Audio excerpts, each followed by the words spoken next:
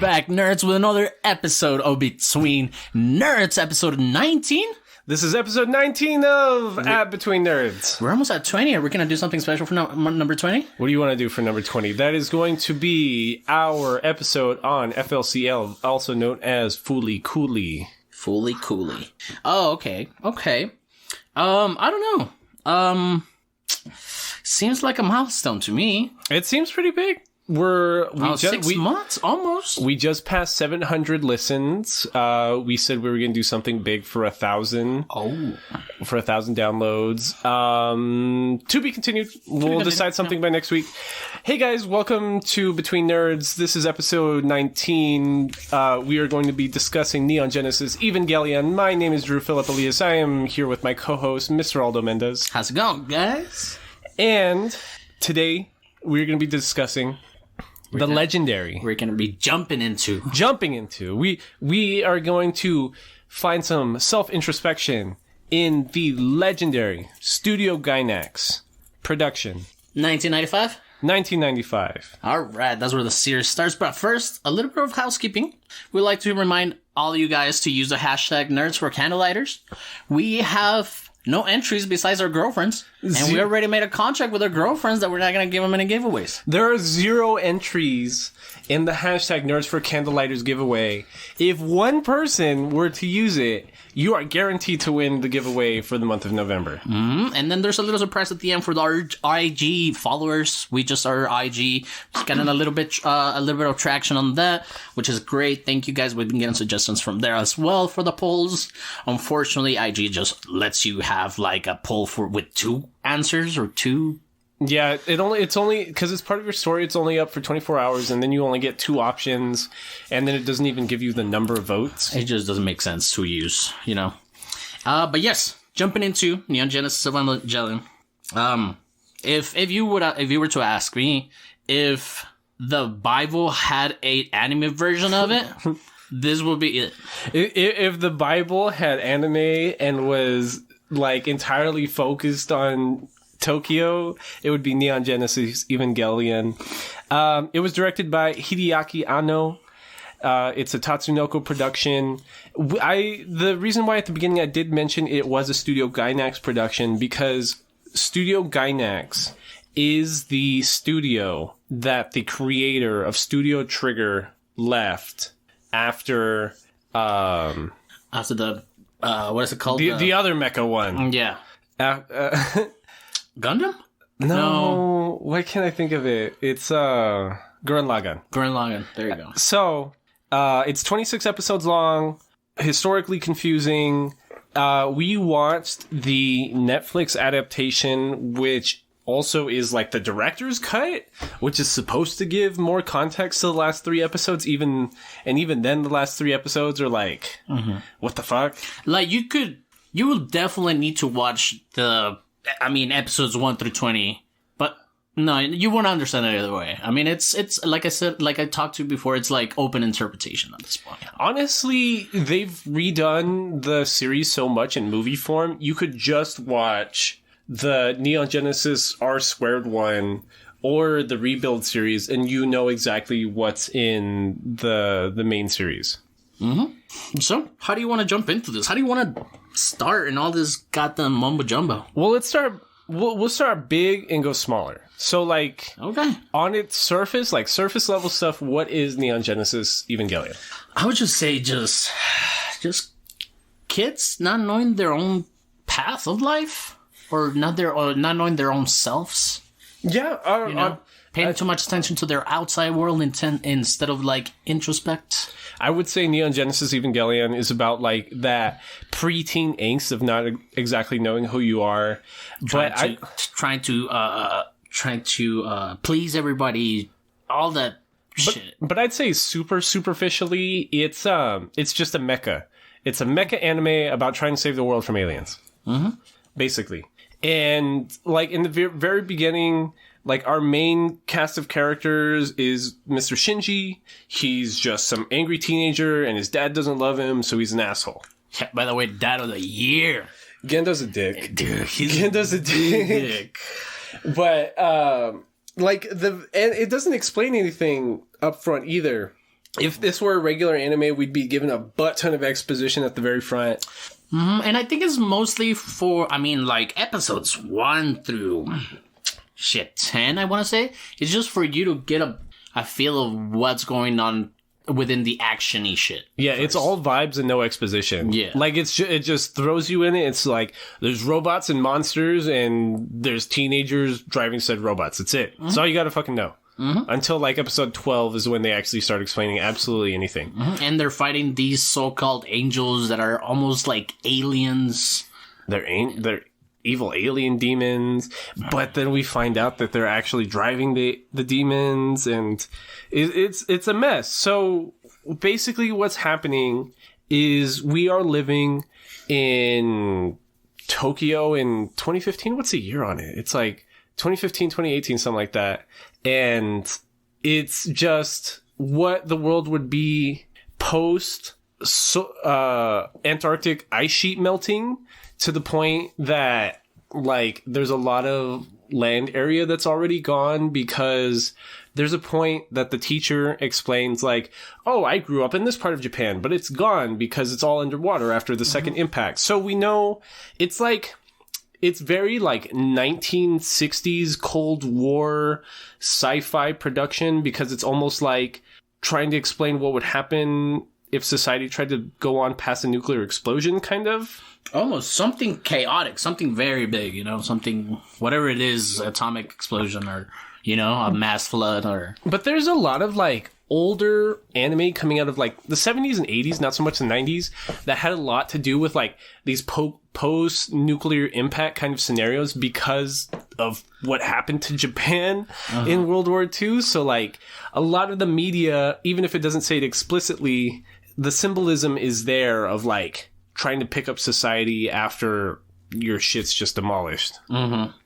Okay, yeah, and so we meet Shinji, we meet Misato, Miss Misato, which is, I think, his best girl. Although a little confused. She's still younger than us, right? So, all the pilots... I think she's 20-something. Yeah, that's what I'm saying. She's 21, 22, but they try to make her seem like such an adult compared to all the 12-year-olds we're following around. Of course, yeah. And her job is, she's the commander of this secret underground weapons facility for the Japanese government.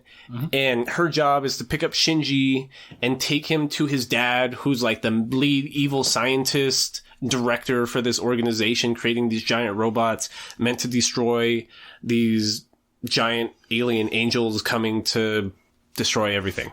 And actually, little fun fact, a lot of the names of our characters are based of naval bases for the Japanese army. Oh, I didn't know that. You mean the Japanese Navy? Yeah, the naval vessels. Yeah, but oh yeah, Japanese army naval, yeah. So and that's the first few episodes is just, it's every episode is just a new angel with a new power system, and us and our giant robots just have to figure out how to beat it. And in the very first 2 episodes, we learn that these aren't regular robots. It's its own monster in and of itself that you have to be compatible. Right. Yeah, it almost reminds me of it doesn't almost remind me. It definitely reminds me of Darling in the Franxx. Darling in the Franxx wished it could be Neon Genesis Evangelion. But there's not nearly as much fan service, or it's weird preteen fan service. It's like it's 1995 fan service. You know what I'm saying? Yeah, we weren't as sexually liberated at the time. Yeah. It's 20 years sooner, but it's so our very first experience with an Eva is Shinji trying to drive Unit 1, and it suffers major damage, and it just goes full berserk mode and just eats said angel and just fucks it up. Yeah, like you said, he goes berserk. Shinji wakes up in the hospital, not remember anything about what happened.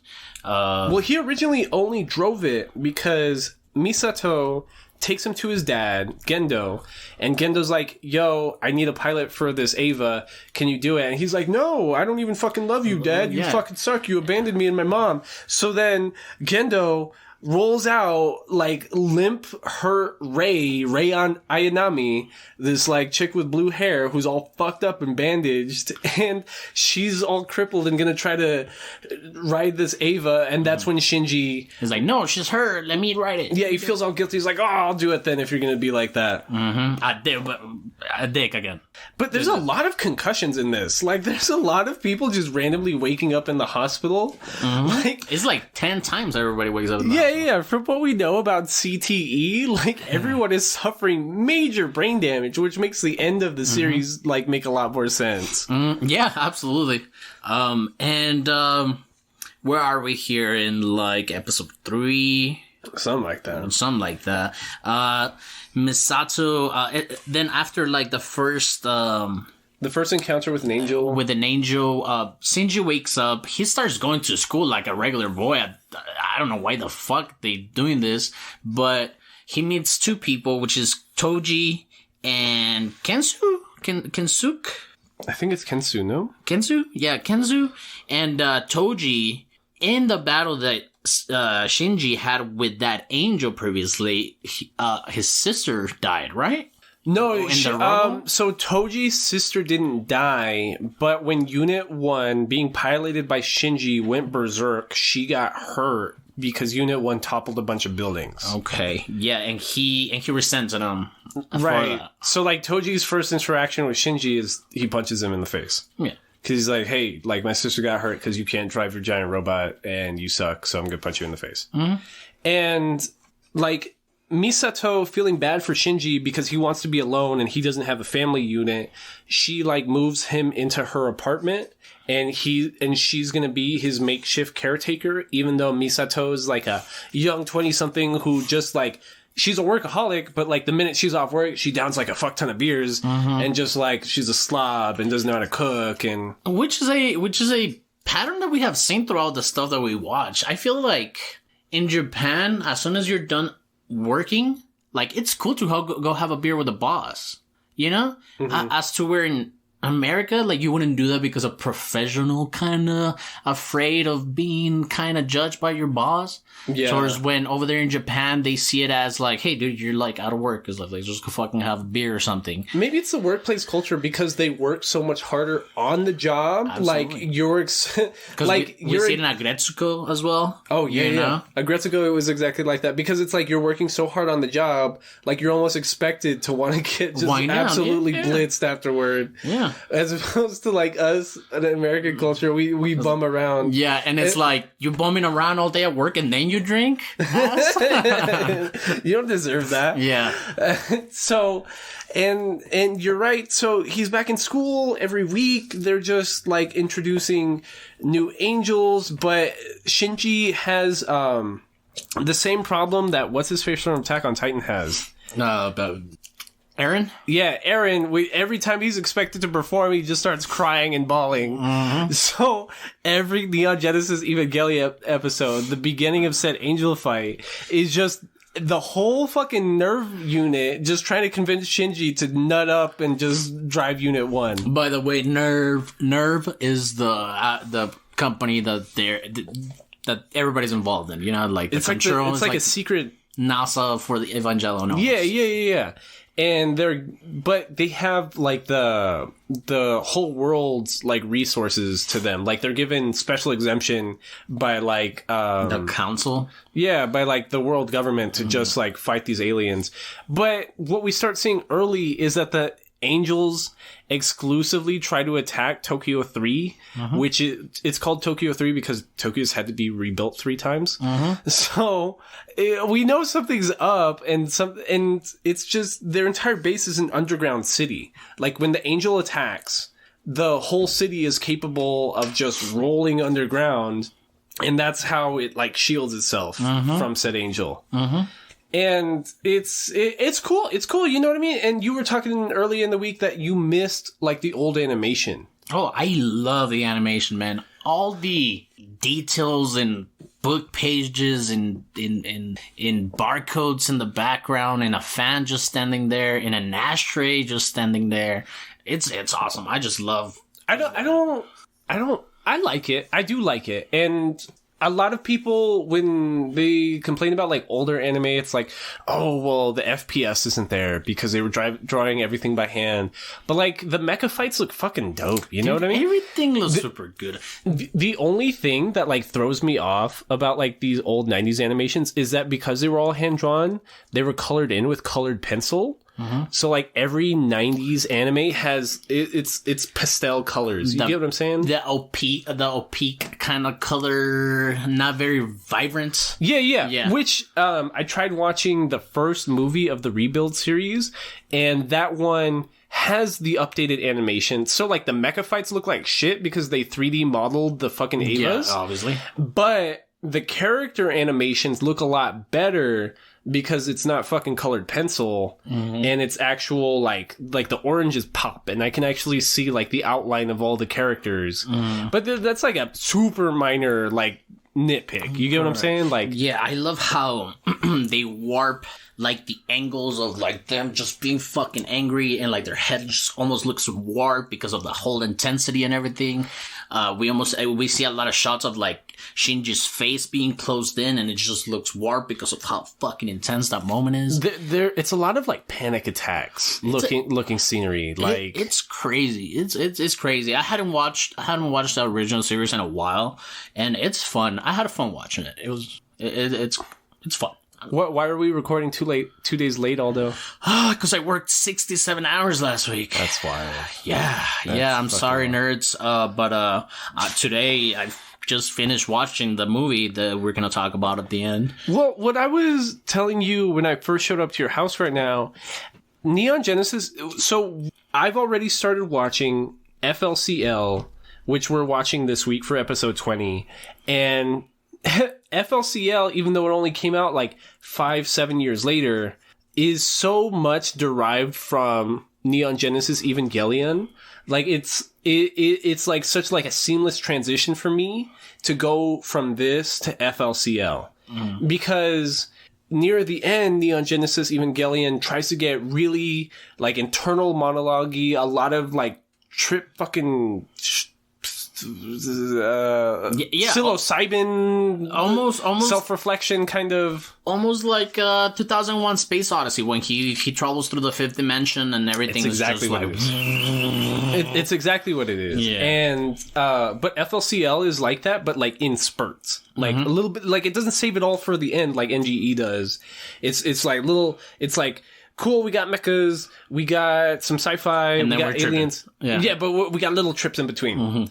And NGE is really good because we start, like, all the characters are real people. You know what I mean?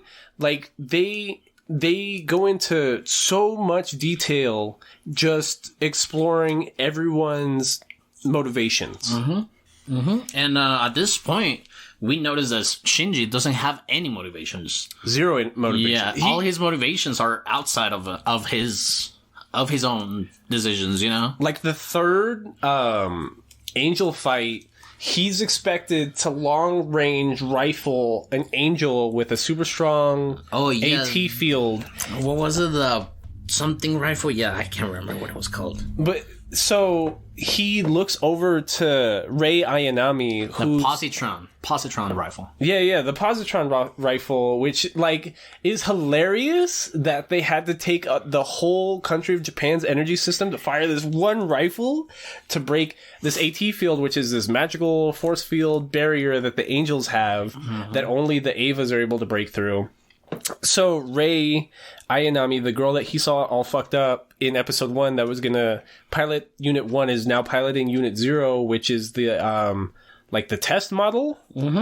And her only job is to take this giant shield that can only last for 10 seconds and like protect Shinji long enough to shoot said rifle. So at the beginning of this fight, they have like 30 seconds to each other, and Shinji just being like, I don't know what the fuck I'm doing this. I don't want to ride this fucking Angel. The only thing I like so far is when people compliment me and say I'm saving the world. Good. Yeah. And he just looks over to Rei and he's just like, why do you ride an Angel? And she's just like, because I have nothing else. And it's not even sad. Like, it's just so matter of factly, like, of course I'm doing it. Like, it's all I've got. She almost seemed like was the character on Suzumiya. You bring her up every week, and we never know her name. She's there all the time. She reincarnates in every single fucking anime. You know, I believe her name is Yuki. Yes, it is Yuki. It's Miss Yuki. Yes. Oh my god, we brought her up like 3 weeks straight without using her name. I know, Miss Yuki. Props to you. It is Yuki, like this, like no personality robot person, and just super analytical and being like, "This is my job. I'm gonna do it. That's it." Like, I don't need a motivation. I don't know why the fuck you're crying about it, Shinji. And Shinji's just sad every fucking episode. He's just like, oh fuck, I'm not doing good enough for people to compliment me. People don't love me enough. I'm not gonna ride this fucking robot. I don't care if... And then, like, almost every other angel fight starts with Shinji throwing a tantrum to Misato and being like, you know what, fuck this, fuck you, fuck that, I'm leaving. And then an angel, like, appears and starts destroying shit, and then he turns around and he's like, fuck, now I gotta go drive my fucking angel. I mean, my Ava. Yeah, because at some point he runs away. Misato is like super mad at him because he ran away because he doesn't want to do this because mental stress. It's just so weird that, yeah, he does keep coming back because he feels bad of the current situation that's going on. You know, like the angel's been attacking somebody, and at some point, like, he's just like, oh, fuck it, I'll go. Because, like, there are only 3 people in the whole fucking world at this point in the anime that can drive an Ava and are capable of protecting all of civilization from these fucking angels. And he's one of them. So if he throws a fit, then we're just like, well, that's it for humanity. Like, and through all of this time, his dad, what's his name? Gendo. He could have easily just been like, come on, son, you can do this. And fucking Shinji would have just fucking flown into the fucking Eva and just destroyed everything. Yeah, because the most motivation he gets one episode is it's like the anniversary of his mom's death or something, or her birthday. I can't remember. One of the two. So, and he's super regretting it, or Shinji's super regretting it because he's going to go visit his mother's grave with his dad. And he gets there and he's all trying to like small talk with his dad and learn more about him. And he's all trying to talk to Rei Ayanami because we've seen that Rei and Gendo have like a friendly relationship there. Like, Gendo has harmed himself to try to like pull Rei out of a destroyed Ava before, out of like Unit Zero going berserk. So we know that Gendo cares for Rei, and Shinji's jealous because he wants to have a relationship with his father. So he takes the opportunity at that grave scene to try to like talk up his dad, and his dad's just kind of like, honestly, you know what? Like, nothing really fucking matters. You just kind of do your duty and try to just do your best at the end of the day, and that makes you a better person. Yeah. And then, I think next episode, this episode's, I mean, besides all the mecha stuff and all the, like, how do you say it? Compatibility? How they sync up with the robots? Compatibility. There you go. I was missing a P. With the robots and stuff. Episode 7, I think, remind me more about Darling in the Franxx when that simp gets stuck in the one monster and they have to go rescue him and he's about to self-destruct inside of that monster. This is exactly what happens to it happens to Shinji, right? He can't move he gets caught up in like this oh, you're right. Okay, so then this black hole kind of thing. Yeah, somewhere right before that we meet the second child, Asuka, and she drives Unit 2, and she's this half German Japanese chick who's the tsundere of the anime, and and she's super fucking mean. And she's shown to be like a more, like, she has more experience than Shinji does because she can just drive her Ava a lot better, and she's a lot more confident in her driving abilities as opposed to Shinji, who's always like, oh, I don't know if I can fucking nut up today and do this. But the episode you're talking about, you're exactly right. Oh, because I did jump a shitload. I'm sorry, my bad. This is where they're trying to, because the government somehow gets mad at Nerve because Shinji went berserk, and they make this AJ nuclear powered fucking almost Evo thing, right? Right. So, and again, like, that's one of those, like, post-World War II Japan things about, like, the fear of nuclear power, because they make an entire Ava using nuclear energy, and it turns out to go berserk, and they can't contain it, but it turns out to be sabotaged by Gendo himself. Mm-hmm. But then Misato, like, goes in there, exposes herself to a bunch of radiation energy to try to turn it off. Mm-hmm. And it's just a bunch of stuff like that, because there's also the doctor, Ritsuko, who's, like, Misato's best friend, and she... Do you think she's Gando's love child? No, that's his lover. No, her mom was the lover. They're both the lovers. I don't think so. I think near the end... This hag was the love. They both were, because this isn't super spoilery, but like near the end, like Ritsuko like goes up to Gendo when he's trying to like throw her away, and she's all like, "Oh, what? You just used me up, and now like you're done with me?" Because every time Misato is having her boy troubles with Mr. Kaji. She'll always like try to like elbow nudge Ritsuko and being like, "Oh, what about your boy troubles?" And she's like, "Oh, I don't got none, but I kind of do," because it is Gendo. Mm-hmm. Because like you're right, like Gendo was not only hooking up with Ritsuko's mom, who created this AI government system that all of Tokyo 3 relies on. What are the Magi's? Yeah, the three wise men. Melchor, Balthasar, and Casper, Melchor, and Balthasar. Yeah. Yeah. It's the three Magi. So it's another biblical reference. Everything is a biblical reference. Mm-hmm. Literally everything is a biblical reference in this, including the title of the anime. Mm-hmm.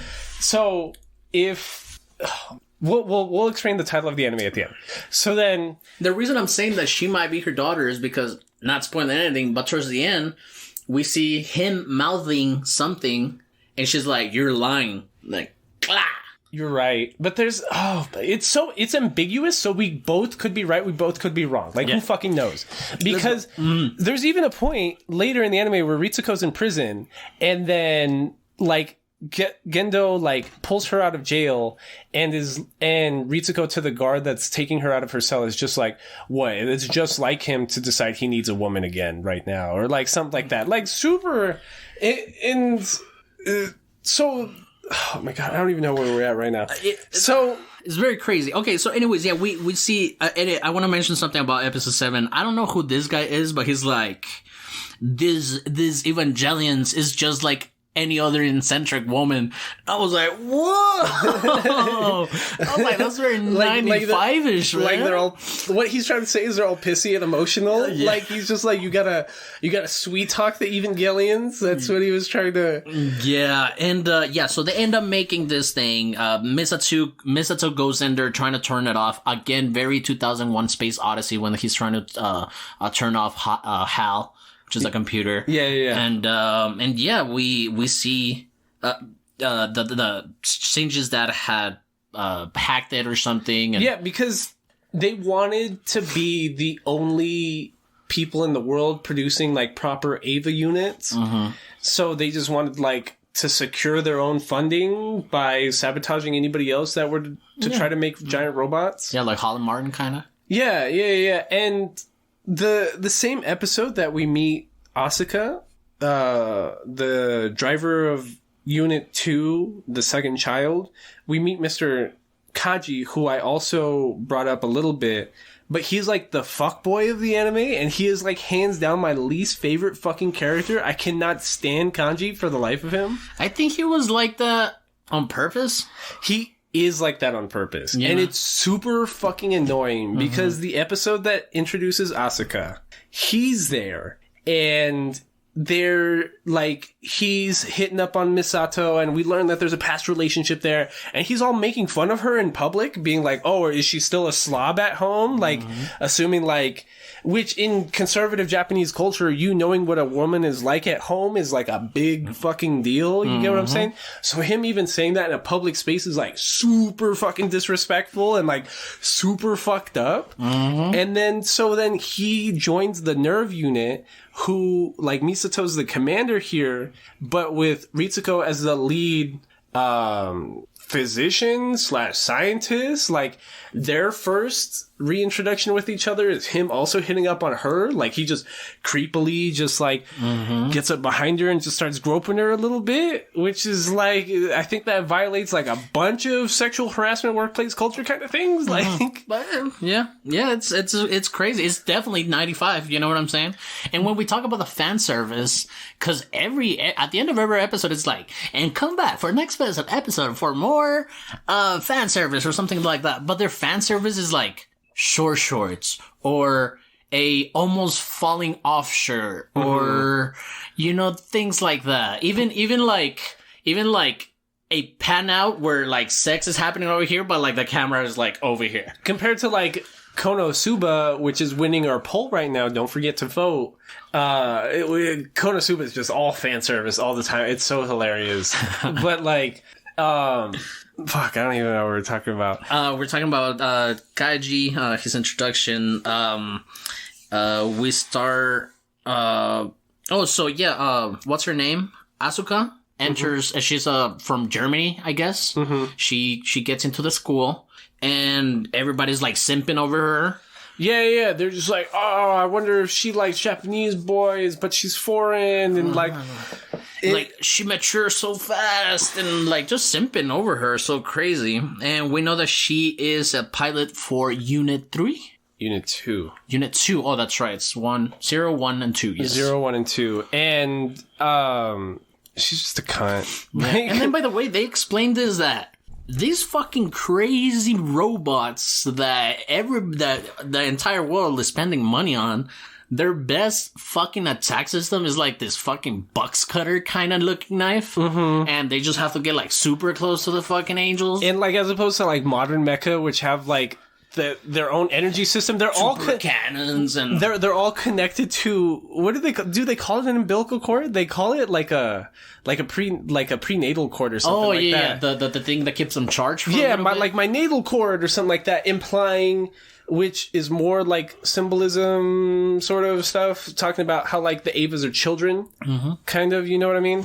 And it's just a lot of stuff like that. So the episode you guys originally brought up, where Shinji gets captured inside of a shadow of an angel, like, him and Asuka previously had defeated an angel by syncing up their synchronization rates by trying to create like a dance together. Oh yeah, like the Twister training. Yeah, it's Twister. So there's like literal like glow up pads on the ground, and that's how like. And we go into the getting along montage kind of thing. Right, but they're still all bitching and yelling at each other the whole time. But we see that Asuka's got like her own like drama because she has nightmares about like her stepmom, kind of. It's her stepmom, right? Because her dad remarried, and then she started calling her stepmom her mom, and then her stepmom tried to kill herself and tried to take Asuka with her. So there's like flashback scenes where Asuka's stepmom's being like, what, you don't want to die with mommy? Or something like that. And Asuka's just crying, being like, oh, but I want you to keep being my mom. Why don't you want to keep being my mom?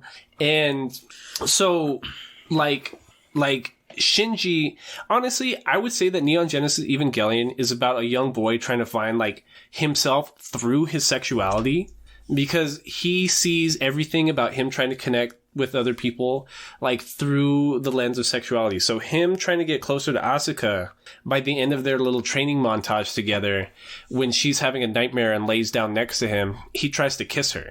Yeah, she's like laying down and almost assaults her and stuff, you know? It's literally assault. Like, she's like dead asleep. And that keeps happening. Like, he's like that with Misato. One of his first interactions with Reyes, he just breaks into her apartment and just grabs her tit. And and when they're showering, dude, like the scene, like I said, the fan service is so like minimal, because we see a scene where Shinji is like showering, and I don't know what the hell is going on in Japan, but every shower is like a badass pond hot spring looking thing that everybody can go in and just like bathe themselves, but it's like divided by a wall, whereas the girls and the guys. No. So you're talking about where they actually went to a spa. They really went to a hot spring. Oh, okay. So what had happened that episode was NERV found a premature angel that had yet to hatch that was like deep underwater, and it was right next to a geyser. So not only did they have to deal with the geyser's heat, but they had to deal with all that water pressure. Mm-hmm. So they put a special like suit on Unit 2 and on Asuka. They send her down there, and she's all struggling, and she almost fucking dies because the angel hatches, and she has to kill it underwater. But then Misato's just like, if you just live, then we can go to the hot spring, because they're in some vacation spot in Japan that has a bunch of hot springs, right? Mm-hmm. So what you're talking about is they're at a little hot spring, like separated by a wooden wall, and Shinji... Oh, also Misato has a pet penguin. Mm-hmm. So Shinji is on the boys' side with the pet penguin, Pingy. Yeah. And just bathing, but he's listening to like Asuka and Misato. Like Misato asked for like soap or something. Yeah, and then like they're all like comparing their tits or something. So he's listening, and then he gets a boner like right in front of Pingy's face, and then he grabs himself and he's just like, it's a normal reaction. Don't make me feel like that. Yeah. It's fucking funny because like the girls are like, oh yeah, that's why. Oh, let me wash your tits. Hey, no, that's a no-no spot, you know.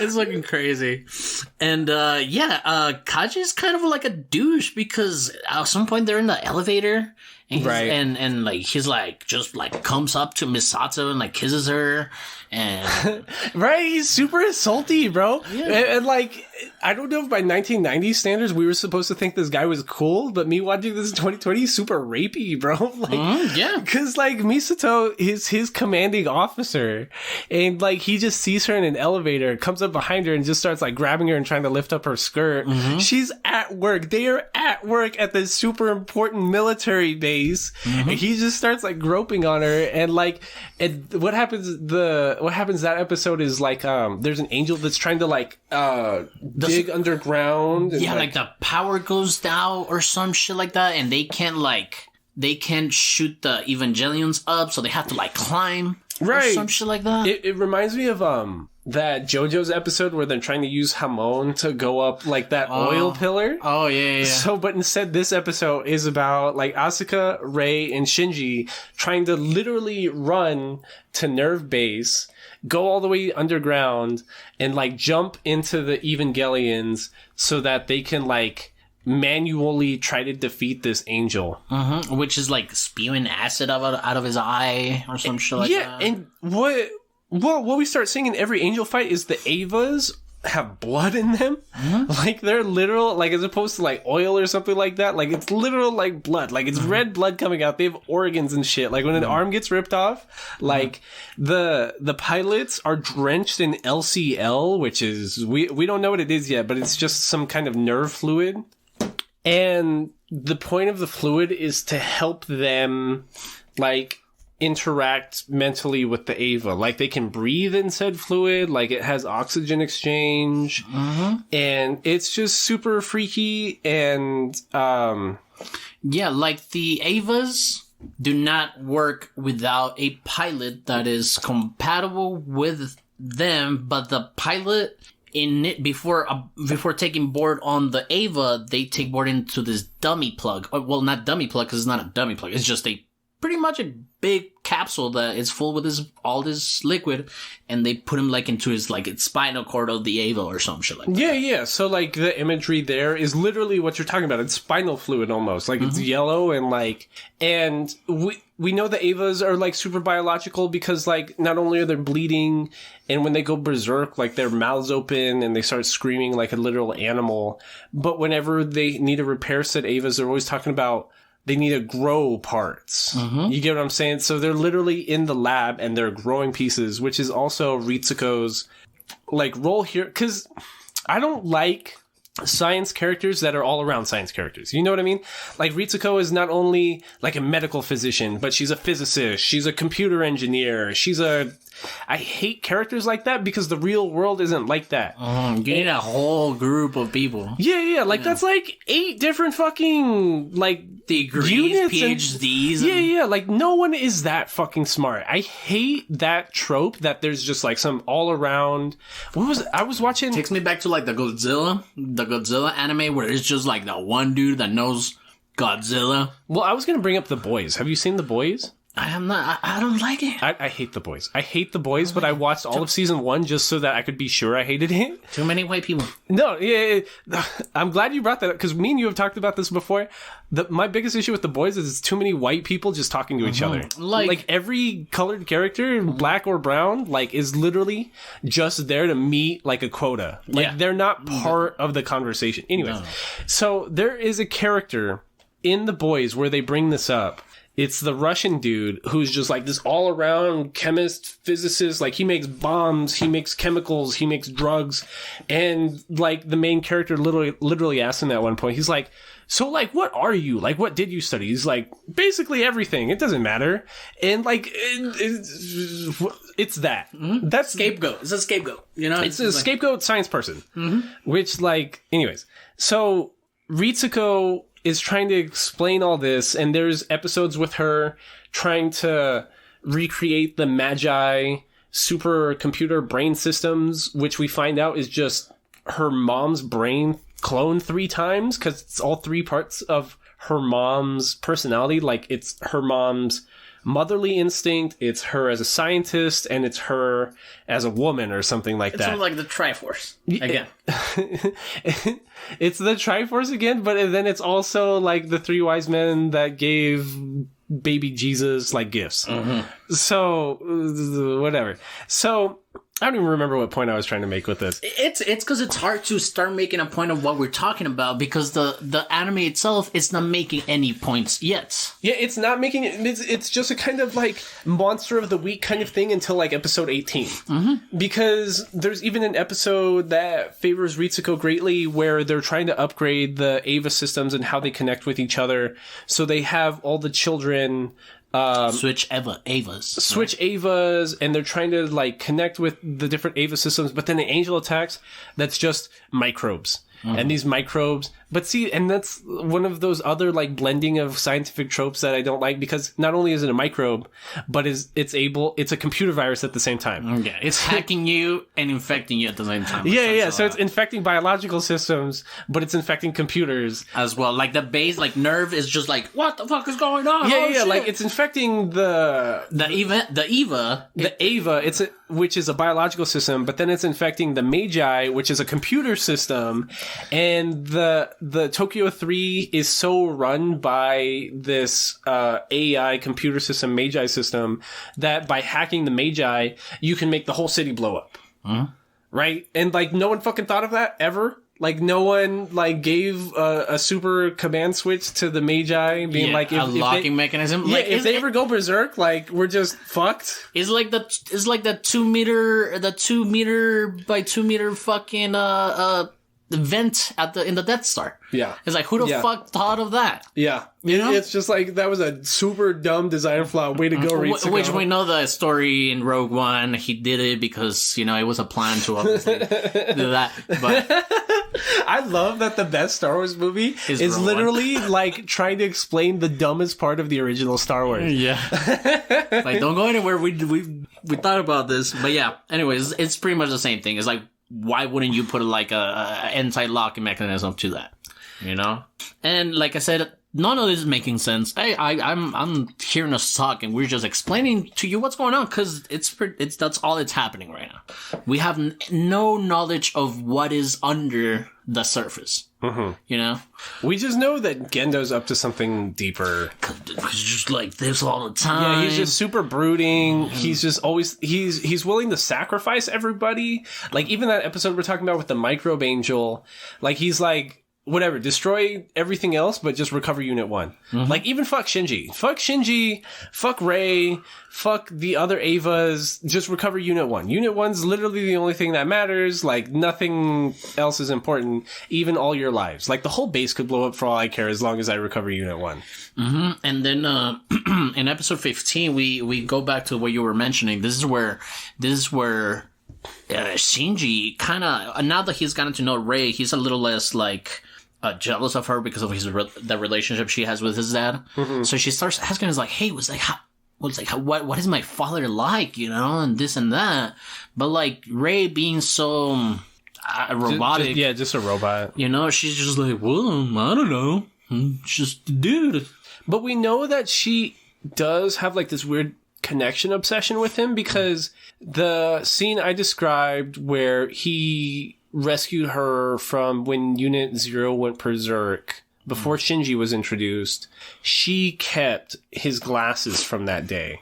So in her apartment, she's just always like staring at his glasses. And like, we know that like there's some kind of weird obsessive relationship there, because she's also a 12-year-old girl. So like, we're hoping it's nothing like super fucking weird. And in previous episodes, like you said, she says like, oh, it's because I have nothing. I don't have any memory of how I was the first time I wrote Eva. I don't have a mother. I don't have a dad. This, that. And then like, we see a little moment with Shinji and her that he's like, don't say that. It's like, you have me. You have the crew. Stop it. Blah, blah, blah. And yeah, it's...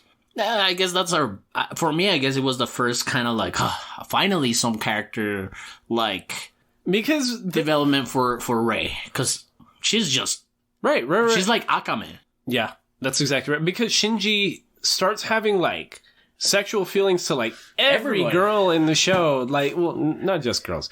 Shinji, for everybody. You were right. Netflix, for everybody. We're coming for you, Netflix. Yeah, for everybody. So like, there's scenes with Asuka where Asuka has this huge creepy crush on Mr. Kanji, and he's a fucking adult and he knows she's 12 years old, and he's like, stay the fuck away, you weirdly obsessive teenager. Yeah, but everybody above 20 it's game on, you know? He's assaulting Misato all the fucking time. Bro, that's so weird. But I'm glad that he has boundaries. Yeah, I'm glad that it stopped somewhere. So, like, the Asuka scenes, she's calling Mr. Kaji all weekend. He doesn't answer because he's working, because he's a secret double spy for a separate government agency. So, Asuka, upset that she's not getting set attention from Mr. Kaji, like, is all trying to... There's scenes where she's all in a bathing suit in front of Shinji and, like, trying to, like, turn him on and get him jealous because she wants that male attention, kind of. Which I don't know if that's sexist, almost. Like, her going out of her way to get, like, boy attention. Well, I mean, you see this pattern going on with everybody. With everybody, you see this thing. I mean, Shinji is trying to get some sort of acknowledgement by his dad. Rei... Oh, I didn't think about it like that. Because it's not about sexual acknowledgement. It's just about acknowledgement, period. Yeah. Oh. Like, every single character is trying to get acknowledged by someone in the show. Oh, I didn't even think about that. Like, they're putting their self-worth on somebody else. Oh, you're right. And that's what we were talking about earlier, where you were like, what do you think this is about? It's like, I'm telling you, it's about stop trying to live by people's expectations, because you'll never be happy. You're right. And before this conversation, I would have exclusively said that it was about like learning about yourself through your sexuality, but it's not. It's what you're talking about. It's trying to learn your own self-worth, maybe through your sexuality, but also maybe through like other means, because there's a scene between Asuka and Shinji where they practice kissing. And that's just because like Asuka wants to feel value as a woman, because she's not getting valued by Kaji. Yeah. So she wants that experience to be like, I'm a learned, experienced woman like Miss Misato. And then in this same episode, we see Misato spill her purse about her dad, about what happened to her and stuff like that. Because, so that's when we start getting details on the second impact, which is... Basically what happened is there was a giant explosion in Antarctica. Hiroshima and Nagasaki. Yeah. There was a... Impact 1, Impact 2. But Impact 2, in the vein of the story, is Gendo and his partner, Mr. Kozo? Fuyutusi? Professor? Yeah. And they go down to Antarctica because they find Adam. And Adam is the precursor for all angels. And what they do is they try to... It's not explicit, but what they do is they try introducing Adam, this giant robot monster angel thing, to human DNA, and it causes the second impact. Like, that's the second impact. And it causes all the ice on Antarctica to melt, and that makes sea levels rise, and then a bunch of fucking people die. Which if you get to the fixes of it, I mean, Japan will be completely gone. Yeah. What happened? But that's the relation to Miss Misato and what happened in her childhood and Mr. Kaji, because there's a scene with Asuka and Kaji where she's like, why didn't you have a childhood? Why didn't you go to a senior trip or whatever? And he's like, because I grew up after the second impact. Like, there was fucking nothing. So we didn't get a childhood. And same thing with Misato, because her dad was a scientist. He died while trying to investigate stuff for the second impact. And he, like, rescued, he Supermaned her and, like, put her into a capsule, sent her to safety, and she resented him for it. Which is literally the plot to Superman, now that I'm thinking about it. Like, Superman's parents were researchers, and then they sent him to a different planet to save utter destruction, which is exactly what happened to Misato. And she is towards the end, she is a key factor of the ending. She's the only worthy fighter. She's the only real soldier in this whole my favorite character. Is she your favorite character? She's the most human because she's the most human. She's self-destructive. She's and she's like that adult destructive. You know what I mean? She's like, she knows she's fucked up. She knows what her weaknesses are, which are Kaji. She still shows up to work every day. She's a capable leader. She'll be having like the weirdest fucking week with Kaji being a fuckboy, with Shinji being a fucking dumbass, and whatever stupid shit that's going on in her personal life. But the minute she's the commander on the job, she's a bad bitch. You get what I'm saying? Like, she shows the fuck up. And we see her spelling her purrs with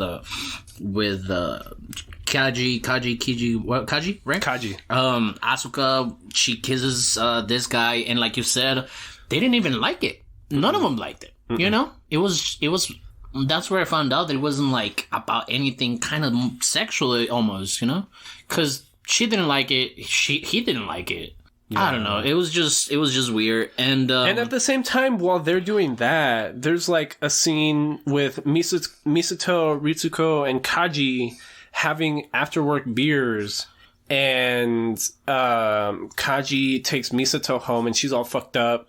And like, she's all rambling and trying to be like, when I was with you in college, it's because you reminded me exactly of my father, and I spent so much time trying to escape my father that I ended up dating my father, and that's why I had to break up with you.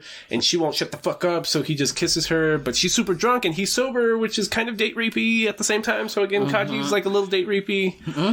But in the opposite of what we thought at the beginning, like when you said like how he disrespected her by him, like, oh, she's still a slob. You have this kind of thought that, oh, he probably was the one that ended shit with her, you know, instead of the other way around. But this is when we find out. You're right. She left him. Yeah, she left him. And next episode is when we encounter like that flying angel. That flying angel, and hold on. There's one more point about Mr. Kaji I want to bring up. Go ahead. So I brought up that he is a double agent. He's working for that secret organization.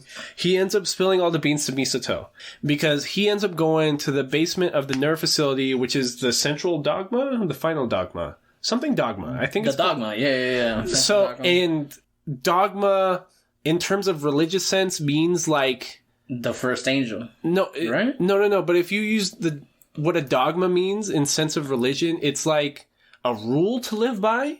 It's like the central tenet almost of a religion. That's what like dogma usually means. Okay. So again, there's more Christian symbolism there, but they go into the secret part of the nerve base, the very bottom. Kaji opens said door. Misato's behind him with a gun, and she's like, "Who the fuck are you? Like, I see what the fuck you're doing. You're being a sneaky bitch right now." And he's like, "Whoa! Before you shoot me, just let me show you what's behind this door. Let me show you the truth." Yeah. And then we find on a cross, crucified, literally crucified. Yeah, literally crucified, like nails in the hands, crucified. An angel, and that's Adam. Or that's how he describes it. With the Adam. Spear of Longitus? Yeah, Longitus. Longitus, something like that. Do you know what that is? No. No? When Jesus was crucified, it wasn't the crucifixion that killed him. It was a Roman soldier, which when he's passed down the cross, he goes and sticks him? And that's what killed Jesus. So we see... I'm an atheist, and that hurt my feelings. That was sad. That was a sad story. I can't believe you just told me that. Is that what's in the Bible? Yeah, bro. What the fuck? Yeah, I didn't know none of that. That's like the whole premise to Constantine with Kanye Reeves. Oh, okay. So we see said angel, who Kaji names as Adam, on said cross with a spear of Longitis inside of it, and we see at the bottom it's trying to like regrow, but it can't. Has like a lot of tiny feet. It's weird. Yeah, it's trying to regrow itself, but it can't because of the spear. Because of the spear. So now Misato's like, holy fuck! Like now it's a secret within a secret. Like now it's like I work for this people that are not telling me everything. Yeah. There's a whole fucking secret angel in the basement, and nobody said shit. Mm-hmm. And and that becomes like it's the plot to a lot of movies. I can't think of one right now. I was trying to think about like what it reminded me of, you know, as far as like that same concept. Like holy shit, like I'm within this organization that is bad organization, you know. Well, so the scene you're talking about with this angel that comes from space, it's like it's gonna destroy Tokyo 3. It's doing these big ass explosions and everything. So what they end up having to do is they have to grab the Spear of Longitis, which is inside of Adam and preventing it from respawning, and they throw it and chuck it to destroy said angel, and the Spear of Longitis is now stuck on the moon. Mm-hmm. And Gendo is now upset because he needed that as part of his final plan, and we still don't know what this final plan is. And at this point, it was what's the red-haired girl's name? Akasa? Yeah, Asuka. Asuka, she's the one trying to shoot with that fucking rifle again. Mm-hmm. No, wait, was it Shinji? What happened? Where they're trying to snipe it at first, but they can't. I think it was Asuka. Asuka, right? And then she starts fucking going crazy. Oh, that's right! So, like, it starts hacking her mind, and, like, she starts seeing... That's when we start getting all that imagery about her dead stepmom and all that shit. But before this, back to the episode where Shinji gets stuck in the angel's shadow, he is also being super hacked by the Eva itself, and we're starting to see this fucking this 2001 Space Odyssey 5th dimension travel where you can see that literally the Eva is communicating with Shinji. It's like, what are you doing? It's like, come on. It's like, just let yourself go. What's your point? What are you going through? It's like, what's your point? What's your purpose? And like the Eva doesn't sound evil, but it sounds like it has bad intentions, but also good intentions at the same time. It's just trying to learn more about humanity, and that's through Shinji. Yeah. And that's part of the... What's it called? Like the... what's it called when you give a military report to your superiors afterwards? Like briefing? A debriefing. Uh-huh. So Misato gives the debriefing on Shinji's behalf, and the upper people are just like, was he hacked? Like, can you be sure that his... They call it mental contamination or something like that. Yeah. And this is exactly what's happening to Asuka with this giant angel from space. And what we don't realize is that the self-introspection is the foreshadowing on the finale, and not so much like the greater angel plot that we think. Like, because the end of the series is the introspection. It's almost as that Eva is trying to show him the truth about what's going on. You know, and like I said, it's very crazy. And then you see, I mean, they even planned out this whole rescue mission that doesn't even go because Shinji just fucking blasts us out, and he makes a decision of keep on going. Right. And he gets out of there. Well, and like every Shinji scene with an angel, so even later on, Mr. Toji, the guy that like punched him in the face like in episode 2, he gets chosen to be the Eva pilot for like Unit 3. And then also another thing, it was that he didn't have any more energy in his Eva. So when he hopped out of the Shadow Angel, it's because the Eva went berserk mode. And Unit 1 going berserk mode was able to pop out of the shadow or something. Yeah, and then the mom came in, like the Shinji's mom's character, it's not in a physical form, it's just a entity in his mind and I want to say in the Eva's mind. Well, yeah. So we're getting into the later half, so we can start discussing that. What we start finding out is that we thought Shinji's mom died in a tragic accident, but what happened was she was like eaten kind of by Unit 1. I think assimilated will be the best, because if we from what we know from the assimilation of Shinji is that he went subatomic into that liquid. Mm-hmm. So he was still there. Right.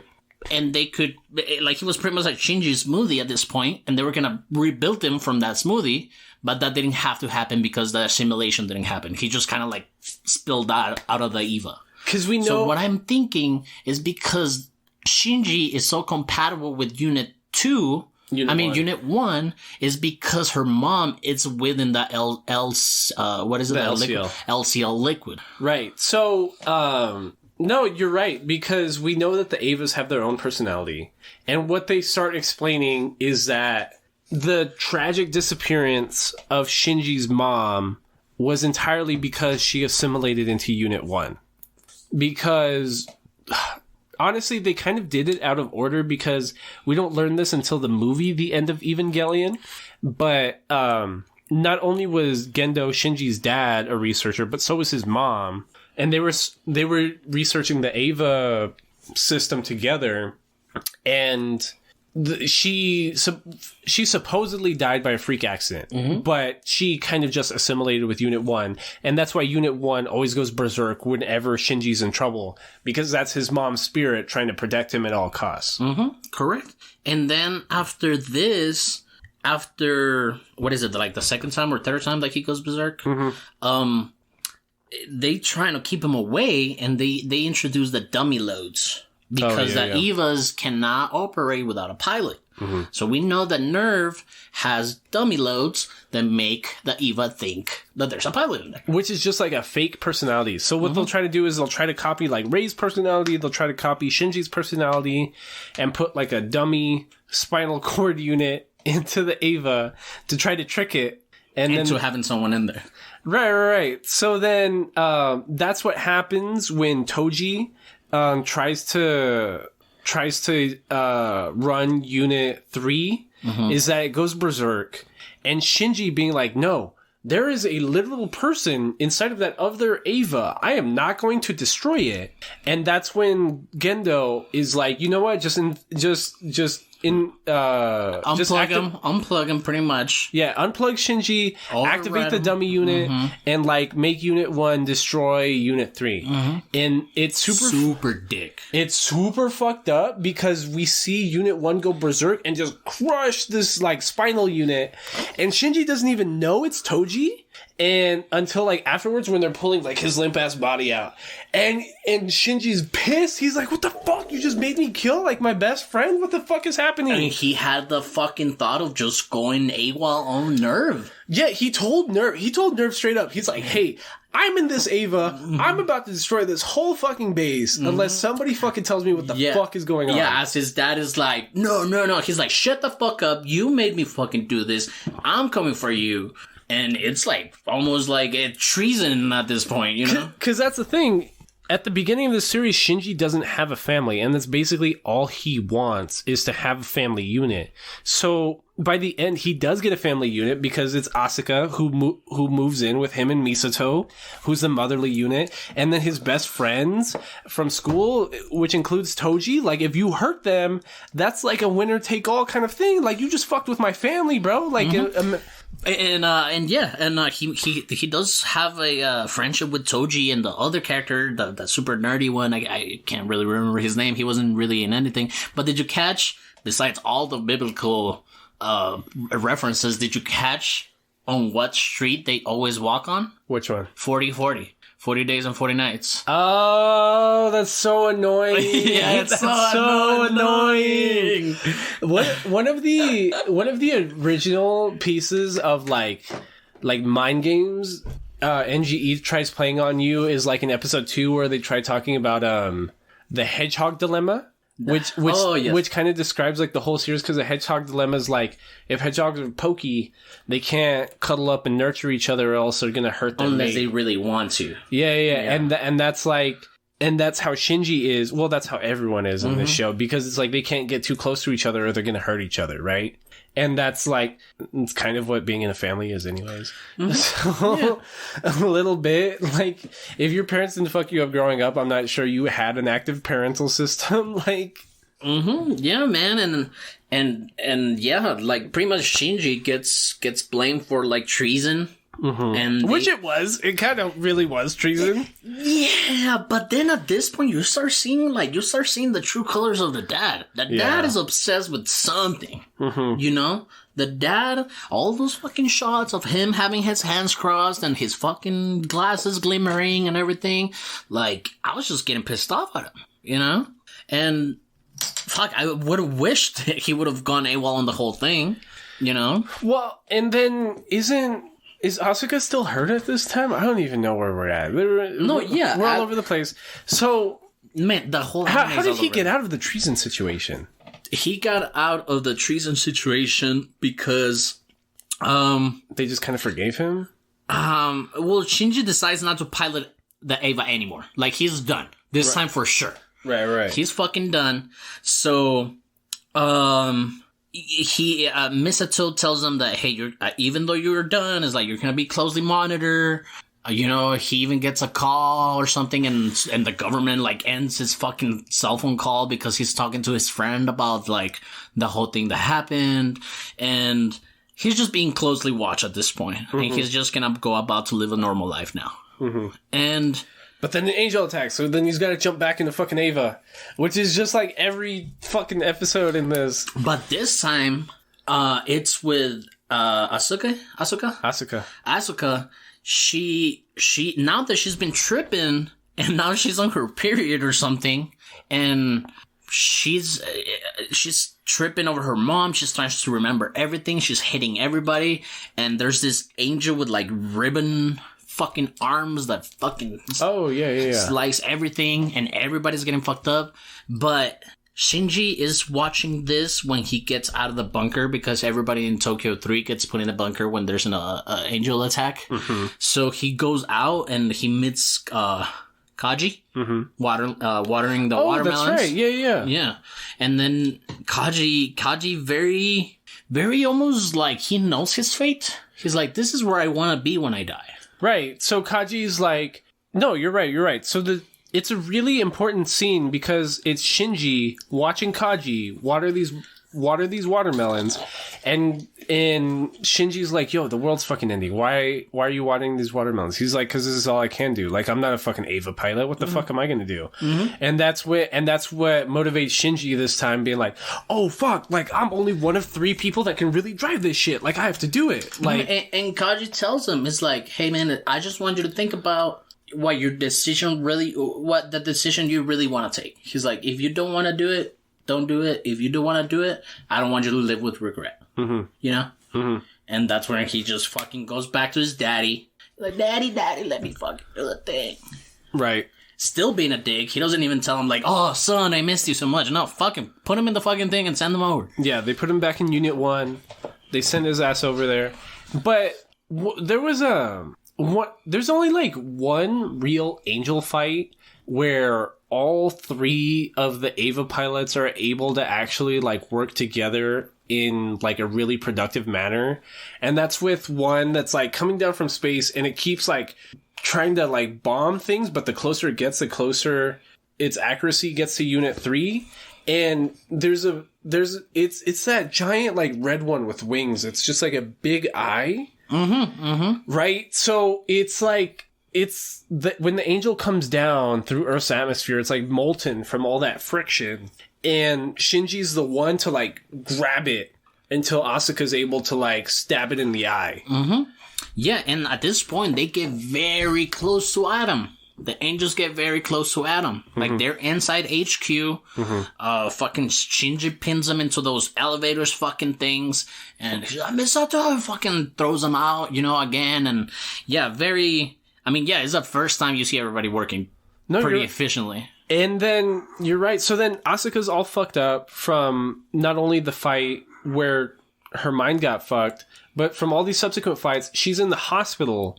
and she's all hooked up to all these pieces of equipment, and Shinji's there, and he's all trying to shake her, being like, yo, wake up, like, you're faking it, whatever, and she rolls over, and her tits are exposed, and it's not very, but it's sort of open-ended, because the animation is now he's got all this, like, creamy, goopy liquid all over his hands. And you denied it at first. I told you, it's because like I want to assume it's like hospital fluid or something, but then you're like hospital fluid. But then you're like he nutted on himself while watching her exposed tits come out, and I'm like, yeah, because even though even he says he's like, oh, I'm a piece of shit for doing this. But you could say he's saying he's a piece of shit because for letting that happen. For harassing a woman that's passed out on this hospital bed. But yeah, dude, he jerked it. Do you think it's open-ended? It's purposely open-ended? I don't know, dude. They literally show him, like, flipping her. He's like, whoa, boobies. Whoa. And then next shot, it's his hand with this hospital fluid on it. That's what I almost thought it was. And he's like, oh, I'm the lowest of the low. He's jerked out to a passed out woman on a bed. Yeah, you know?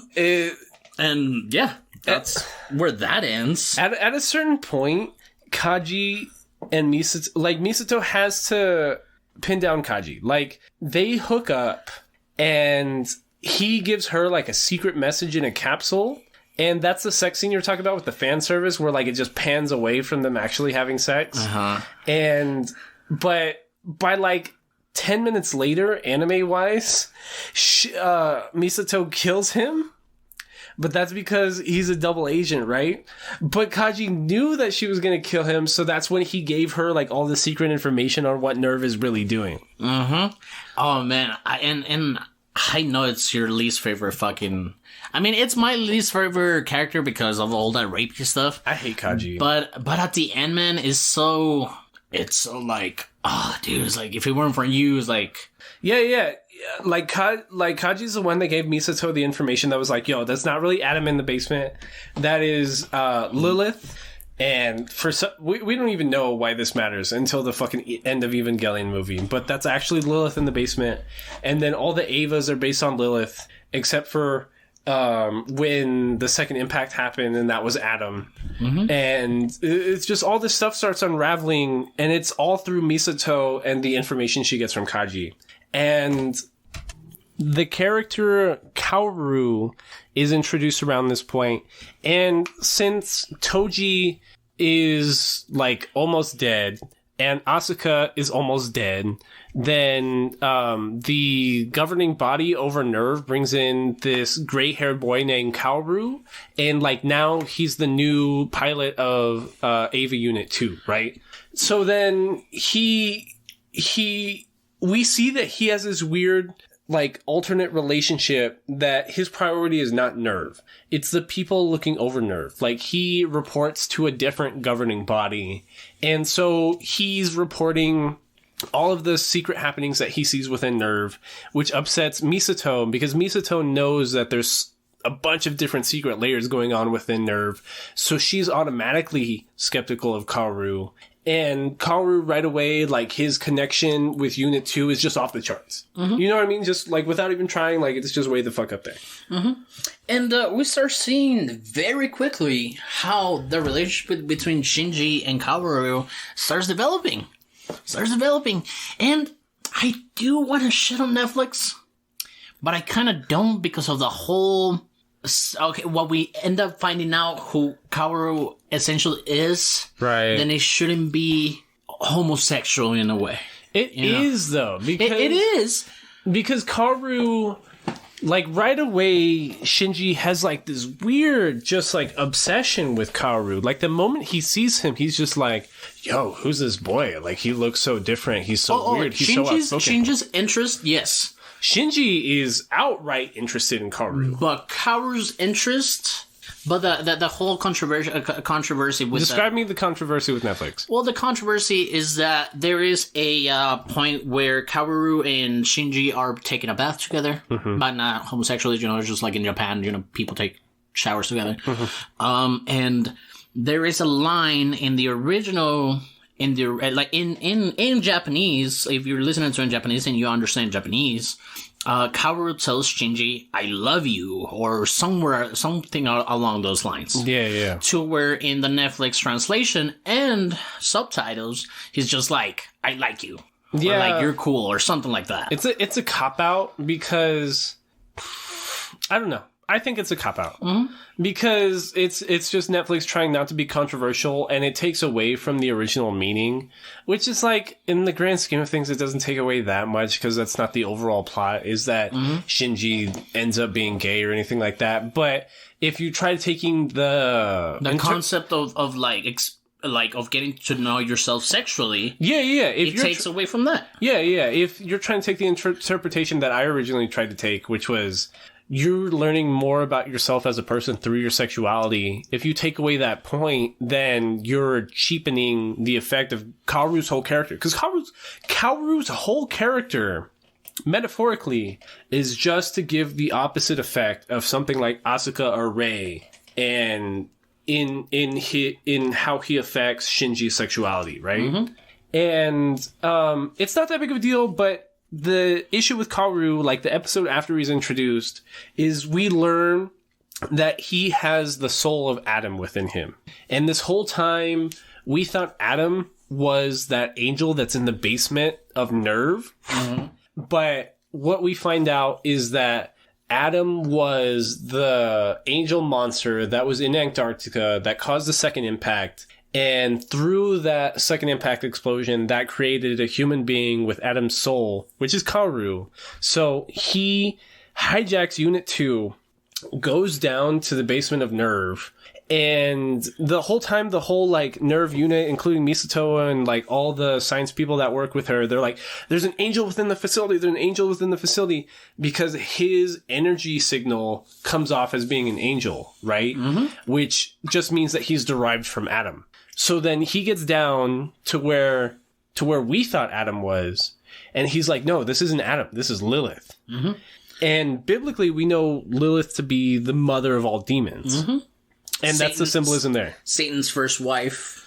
Right. When Lucifer was cast down from heaven, his first wife was Lilith, and he bucked the shit out of Lilith, and they birthed a bunch of demons. So...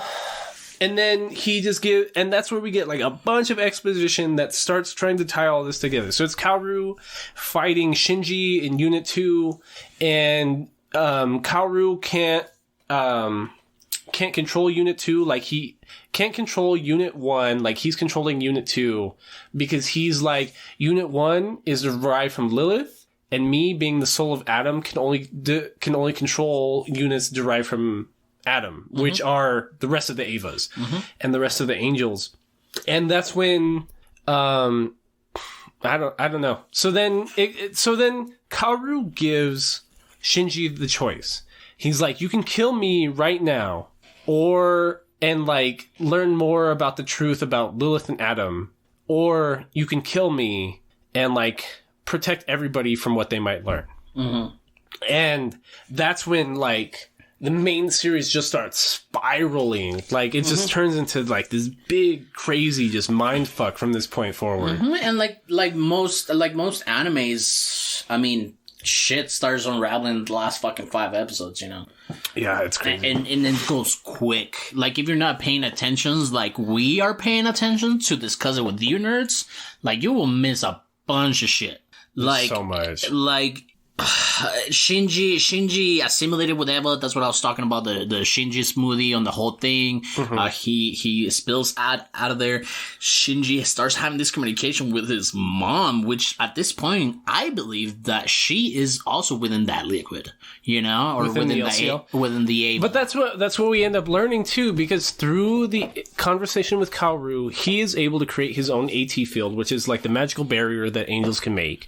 And he's like, AT fields aren't exclusive to angels. Like, even humans are making AT fields, and that's the thing that separate humans from each other and makes them feel lonely and sorrow. And it's like, for me, it was like, you know, the walls that you put up yourself to protect yourself, you know? Yeah. And that's what separates people from each other, because we don't learn it until the End of Evangelion movie, but the point of the Human Instrumentality Project is to turn everyone into LCL to rid everybody of their imperfections and their individual traits that separates them from each other and makes them who you are as a person. But then it rids everybody of like sorrow at the same time. Nobody's angry with each other.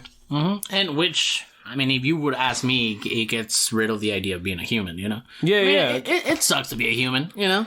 But see, and then what we end up learning is that humans are derived from Lilith. So, like, if the angels are derived from Adam, the rest of life on Earth is derived from Lilith. So humanity, as the product of Lilith, what it's trying to say is that we are the demons. We're imperfect. Right. We are the demons. We are our own enemy. Like, we are the problem this whole time. Mm-hmm. And, we start getting into very deep flashbacks into 2000. This is based, this whole story is set on 2015. Right. And we know that 15 years ago, the first impact happened. Mm-hmm. And second impact happened. And the second impact? The second impact happened. And we start seeing, like, they start revealing that what was Shinji's mom's name? Yui? Yeah, Yui. Yui, and she was the brains of the whole thing, pretty much, of the whole research. She gave her last name to her dad. I mean, to Shinji's dad. The professor you mentioned him once, the one that is also a double spy for Fuyutsuki. Mm-hmm. He's also a double agent for, to try to dismantle Nerve because they know the truth behind everything. What else do we see? What else do we learn? It's the last, 4 episodes of the main series just start turning into a bunch of flashbacks that end up being a self-introspection of, how to be, a healthy person that accepts himself. Mm-hmm. Right? And so that's when we start learning that Rey's origin is that she has a bunch of clones within herself because she herself is a clone of Lilith's soul, because we know that Gendo had Lilith in the basement this whole time. So Rei Ayanami is a clone of both Yui and Lilith. And that's why, Gendo had such, a fatherly instinct toward her. Well, not even a fatherly instinct. He was just, in love with Rei because that was, his wife incarnate, right? Mm-hmm. And that's why in certain scenes, Rei will do something motherly and Shinji will be like, oh, you're such like a mother, because he's thinking of his literal mom. This is his mom's clone, which that scene in the first 5 episodes where he's grabbing Rei's tit is that much weirder because he's like, oh, you just grabbed your mom's clone's tit, you fucking weirdo. Mm-hmm. And it just spirals from there. There's all these alternate situations.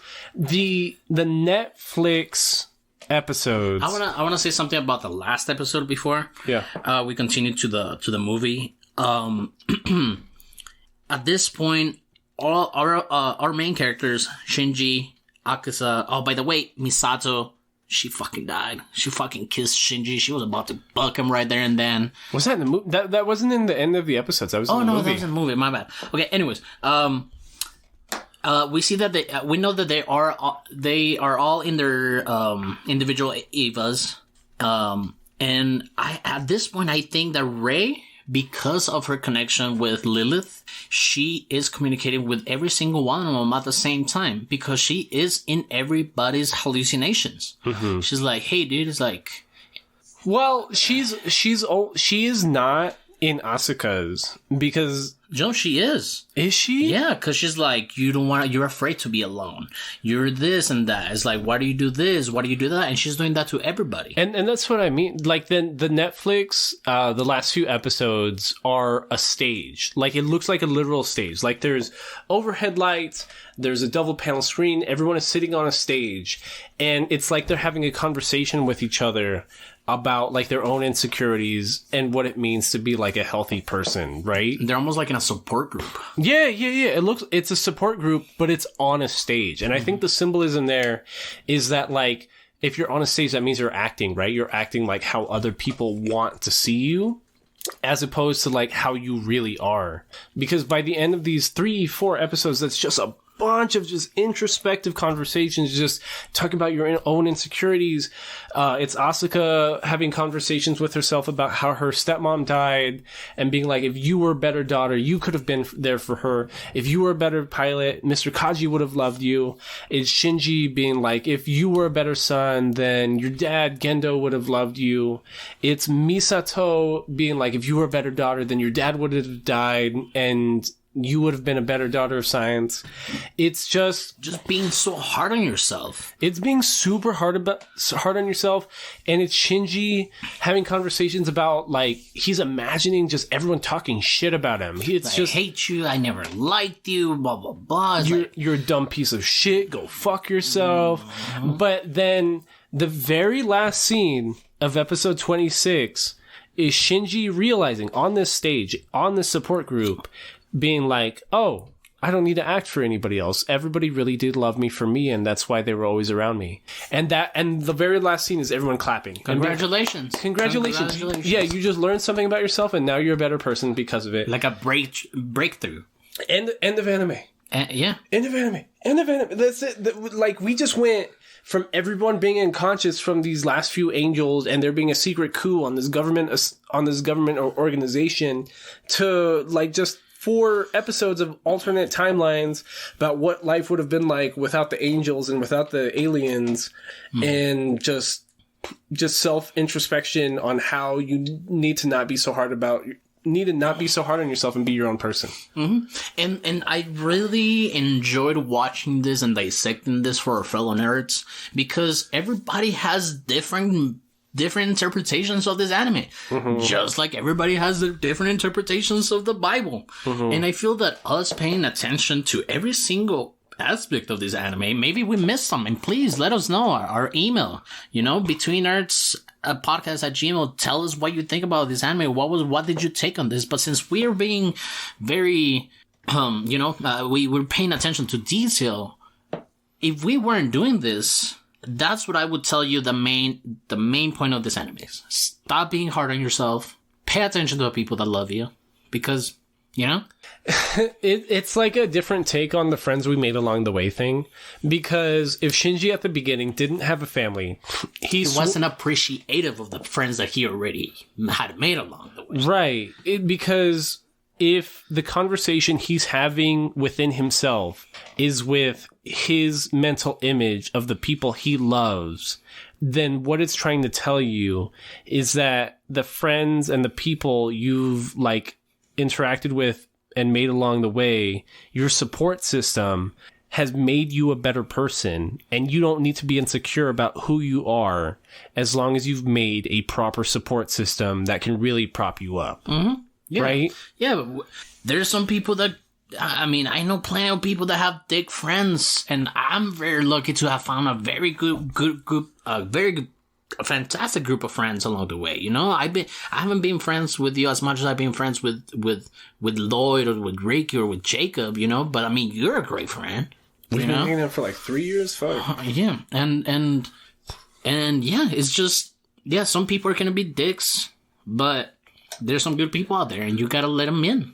So then, if the end of the Neon Genesis Evangelion series is about self-introspection, like, the End of Evangelion movie is the actual, like, end of the plot. Like, the actual, like, physical end of, like, the human incarnation experiment or whatever the fuck it's called. Like, It's actually about, like, the government trying to retake Nerve and trying to capture Lilith within the basement.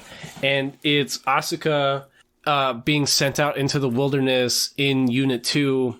And there's all these, like, clone Avas that come out. The Ava series. Yeah, the Ava series. That like 7 of them. That the world government had made without Nerve's, like, knowledge. And there's a scene, well, honestly, the best part of the movie is Unit 2 just beating the fuck out of these clone Avas, and she's decapitating everybody, and, like, it's super dope. But then what ends up happening is they all just respawn out of nowhere, and they turn into vultures, and they literally eat Unit 2. Like, we see, like, entrails coming out.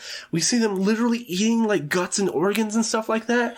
And then Misato's trying to break Shinji into into Ava Unit 1, and she gets shot by these government like agents that are trying to break into Nerve, and she kisses Shinji like a real kiss, like a sexual kiss, and she's like, I'll give you more if you just come back alive. She's like, this is how grown-ups kiss. Yeah, this is how grown-ups kiss. If you get back, it's like, I'll show you the whole thing or something like that. We'll do the rest of it.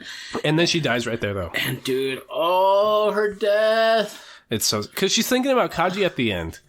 Because she's thinking about the carpet. I'm like, God damn. It's like, what? Yeah, it's really like fucked up. At the same moment that's happening, and she's bleeding out, and Shinji's trying to get to Unit 1, Gendo takes Rei down to Lilith, and it's not super clear, but Gendo has consumed part of Adam, or like Adam's core or something like that, so now he is Adam. So his plan is to try to rejoin him as Adam with Lilith, who is Rei. So he just like sticks his arm into Rei, and he's like, now we're going to join. But Rei rejects him, and his arm goes limp. And Rei, as Lilith's soul, just goes back into the Lilith that's on the cross in the basement of Nerve and creates super fucking God Rei. Mm-hmm. And that resonates with the clone Avas because they're clones of Lilith. Mm-hmm. And they start acting as angels in their own right. And it creates a third impact. And the third impact is Rei becoming a god, eliminating the AT unit, which is the barrier between people, creating an anti-AT field, turning the whole world's population into LCL, which is just like human soul fluid, becoming super powerful, and consuming the last part of Lilith, which is Unit 1, with Shinji in it. Who is now like wrapped in the spear? I don't even know what the fuck is happening with the spear. The spear is the most confusing part to me. Mm-hmm. And it's just... So basically by the end of Evangelion, inside of God Rei, Shinji is given... The choice. Like, do you want to keep things like this? Everyone's LCL. No one has pain. Nobody has suffering.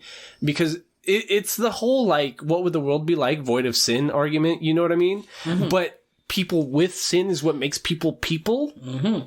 So Shinji wanting back the people that he's sacrificed so much to protect, like his friends, his family, Asuka, Misato doesn't come back. You're gonna like this one. It brings me back to the episode Space Dandy, where everybody's dead, bro, and everybody's like, "There's no sorrow, there's no sadness, but there's also no happiness. You're right. Love." No, you're exactly right. Wow, Space Dandy stole from Neon Genesis Evangelion. Wow, that hurts my head. I just thought about it. It hurt my head too. But yeah, it just makes it seem the same way, because like, hey, nobody's suffering, but yet again, nobody's really enjoying anything else. So then Shinji rejects godhood, rejects God Lilith, Back Rei, to Space Dandy. Back to Space Dandy, and the imagery in the second half of the End of Evangelion is so crazy, because when Rei turns into a god, like there's a literal vagina eye like in her forehead at one point that like spawns like bigger God Rei, and the super obvious metaphor there is that like just like life comes from vaginas. Yeah, because women birth life. I have a note here is like super God 6, and then Earth becomes the seed for the tree of life, which now at this point we know that it's reincarnation.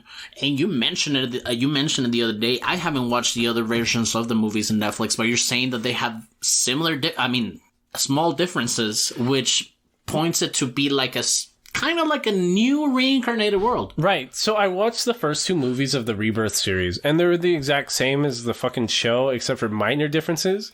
One of the main ones, you see it in the first one, is that when Kaji takes Misato down to the basement, instead of introducing that angel as Adam, right away he's like, that's Lilith. Mm-hmm.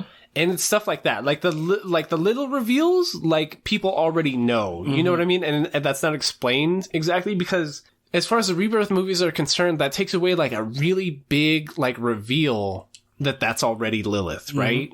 And what it's starting to show is that Shinji rejecting the God LCL stuff and wanting all the AT fields back and wanting everybody's humanity and imperfections back, he's restarting the universe, right? And so through interpreting the Rebirth series through that method, the Rebirth series is its own universe, right? Like that's what happened. That's why it's called Rebirth, because that's what happened. Like the universe just restarts itself every time. It's like the episode of fucking Futurama that we referenced when we talked about Space Dandy 2. Yeah, the universe just keeps repeating itself in the same way. Tomorrow? What is it? Yeah. Yeah. I think it is. Every time the universe remakes itself, it just remakes itself in the exact same way. And that's also the argument to say that, like, entropy proves that there's no human free will because your free will is already predetermined by the energy of the universe. It's kind of the same thing in broad spectrum. Like at the time when you're watching, it's just so much imagery.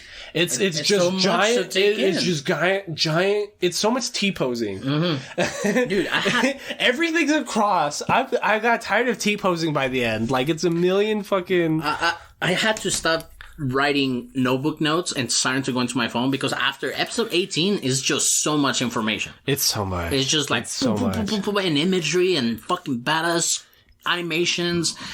And the movie, I mean, instead of watching the regular old school squared screen, we go to widescreen, which was great.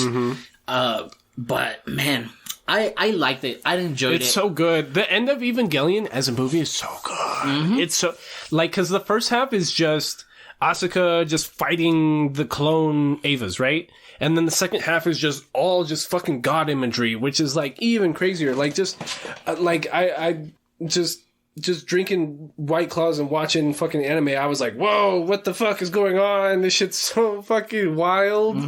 Because I don't think I'd ever seen the movie. But then the very last scene of the End of Evangelion is so Shinji rebukes his godhood. God Ray dies and like disintegrates.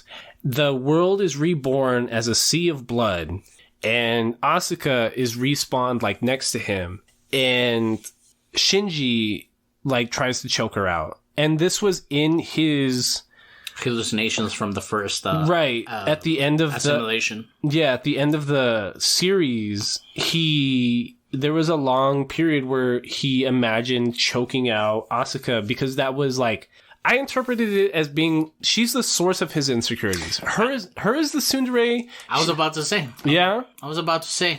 Her entire character throughout the whole thing, I saw it as, instead of the scapegoat of, I'm going to get rid of my insecurities, I'm going to work through my insecurities, and that's why he decides not to choke her. Right. You know? Right. So, like, So in his hallucination at the end of the series, he does choke her out and she dies because in that hallucination, she's just talking shit about him and being like, "You're a piece of shit. You're so fucking useless." And he's just tired of feeling this whole time. You're a little cuck boy. And if at the end of the series, what you're supposed to learn is that you're supposed to accept yourself and that'll make you a better person. By the end of the movie, the End of Evangelion's last scene, him trying to choke her out and he decides not to. That's him accepting his impurities, like you're saying. But then the last piece of dialogue is she calls him pathetic. Yeah, she just whispers pathetic. And that's the end. That's it. Oh my god. Yeah, I mean, in a way, it's almost like, you're the whole thing. I don't know if you heard about this idea that you have a bad bear, one bear and another bear, and they're good bear, bad bear are always fighting with each other. Okay. You know? Like demon and an angel on your shoulder? Yeah. And I think it's just her being that fucking demon just trying to make you feel bad all the time. It's almost like the Joker wanting Batman to kill him. I see what you mean. But I hated this point because in his hallucination, there's an alternate timeline that's animated for all of 10 minutes. That's what would happen to the kids, Asuka, Shinji, and Rei. Like, if they were just regular middle school students, just trying to, like, if there were no angels, if there was no impact, if there was, like, if it was just a slice of life anime, what that would be like. Mm-hmm. And it's Shinji, like, his parents are, what? Like Frank and, Darling and the Franks. Yeah. And end credit scenes. Yeah. Yeah. That is at the end of, oh, wow. Damn, Darling and the Franks is not original at all. Well, no, but that's the thing. Darling in the Franks needs the unexplainable in it. Yeah. As to where they tried to explain it. They tried to over-explain it, and that's what fucked up Darling in the Franks. Hold on, let me finish this alternate timeline. So, it's Shinji asleep. His parents are alive. Gendo's not a mad scientist. Yui's alive. They work at the same lab, whatever. But Asuka is his childhood best friend that wakes him up every day. You know, and his parents, like, assume, like, that's who he's gonna marry later in life. But then, like, they're running to school, they're late, and they're like, oh, there's gonna be a transfer student today. And it's Rei, and it's super slice of life-y, regular anime shit, and right? And Rei's a regular person, not this fucking, like... Yeah, she's not a robot, and then Shinji runs into her and sees her panties. So it's regular, just anime, slice of life-y shit. And that's like... So, if what it's trying to say in that alternate timeline is Asuka's actual character is that she really does care deeply for Shinji, but she's just a fucking tsundere and just an asshole. The end scene ruins that. Because there's so many scenes with Asuka in the main series where she's trying to emasculate Shinji and be like, you're not a fucking man because you keep fucking crying because you don't want to do your fucking job. It's like, why do you say sorry so fast and so easily? It's yeah, like, you're a fucking pussy. Yeah. Stop apologizing. All that. I wish you were a real fucking dude and would just nut up. So her calling him pathetic at the end, like, ruins that alternate timeline image of her. Mm-hmm. And it's super upsetting to me because, like, so... If you're going to take the interpretation that the universe just keeps resetting itself, there is that alternate timeline where the kids just have that regular, like, slice of life. It's just, I don't know. It's just a lot. And I don't know, it's my best description for Neon Genesis Evangelion. Yeah. I don't know. Nerds, that was episode 19. Neon Genesis Evangelion, the end of Neon Genesis Evangelion. I liked it. I had fun watching that again. I haven't watched Neon Genesis Evangelion I don't know how fucking long, but I rewatched it. I feel like it's necessary viewing material. Like, it just gives so, like, it's just clear that so much is just stealing from this. Mm-hmm. Like, this was such, like, a cultural phenomenon that, like, everyone was just like, oh, I gotta steal bits and pieces from here and here and here and here and here. And even if, the director, Mr. Ano, was just, at the end, he wanted to leave it super trippy and ambiguous. Like, it has been dissected to death. Like, people have tried to make sense of it, and it's not even... I've seen so many interpretations that, like, the ending is ass, but, like, it's purposely like that. You know what I mean? Mm-hmm. And like I told you, I was reading some interviews with the creator, and he said that after he was done with his work, he had... Well, nerds had a lot of expectations of him coming out with books that went into the mechanisms of the Evangelions, that went into the details of what Nerd was or stuff like that. He was like, no, it's like, this is for people to take what they want to take from, because obviously there's so much content in this anime. Yeah. You know? And, you know, it reminds me of this story of this pianist that, and I don't know if it's a story or just an anecdote of a pianist who performs a piece. After he performs it, somebody asks him, what does it mean? He plays it again, and he tells them that's what it means. It's up to you. It's up to you. Yeah. You know? Yeah. And people are so programmed to find meaning in things. And we tried. We sat here and just tried to find meaning of it, but the meaning is find your own meaning, asshole. Yeah. If you want to take away that you can be rapey with your coworkers, then that's what you take from the fucking whole thing, you know? Or I don't think that was the meaning. No, I don't think that was it. But maybe some people were like, you know what? I can be rapey at the workplace. But that was Neon Genesis Evangelion. I liked it. I loved it. It's because it's not like, as you're watching it, you're not like, this is enjoyable. I'm having fun right now.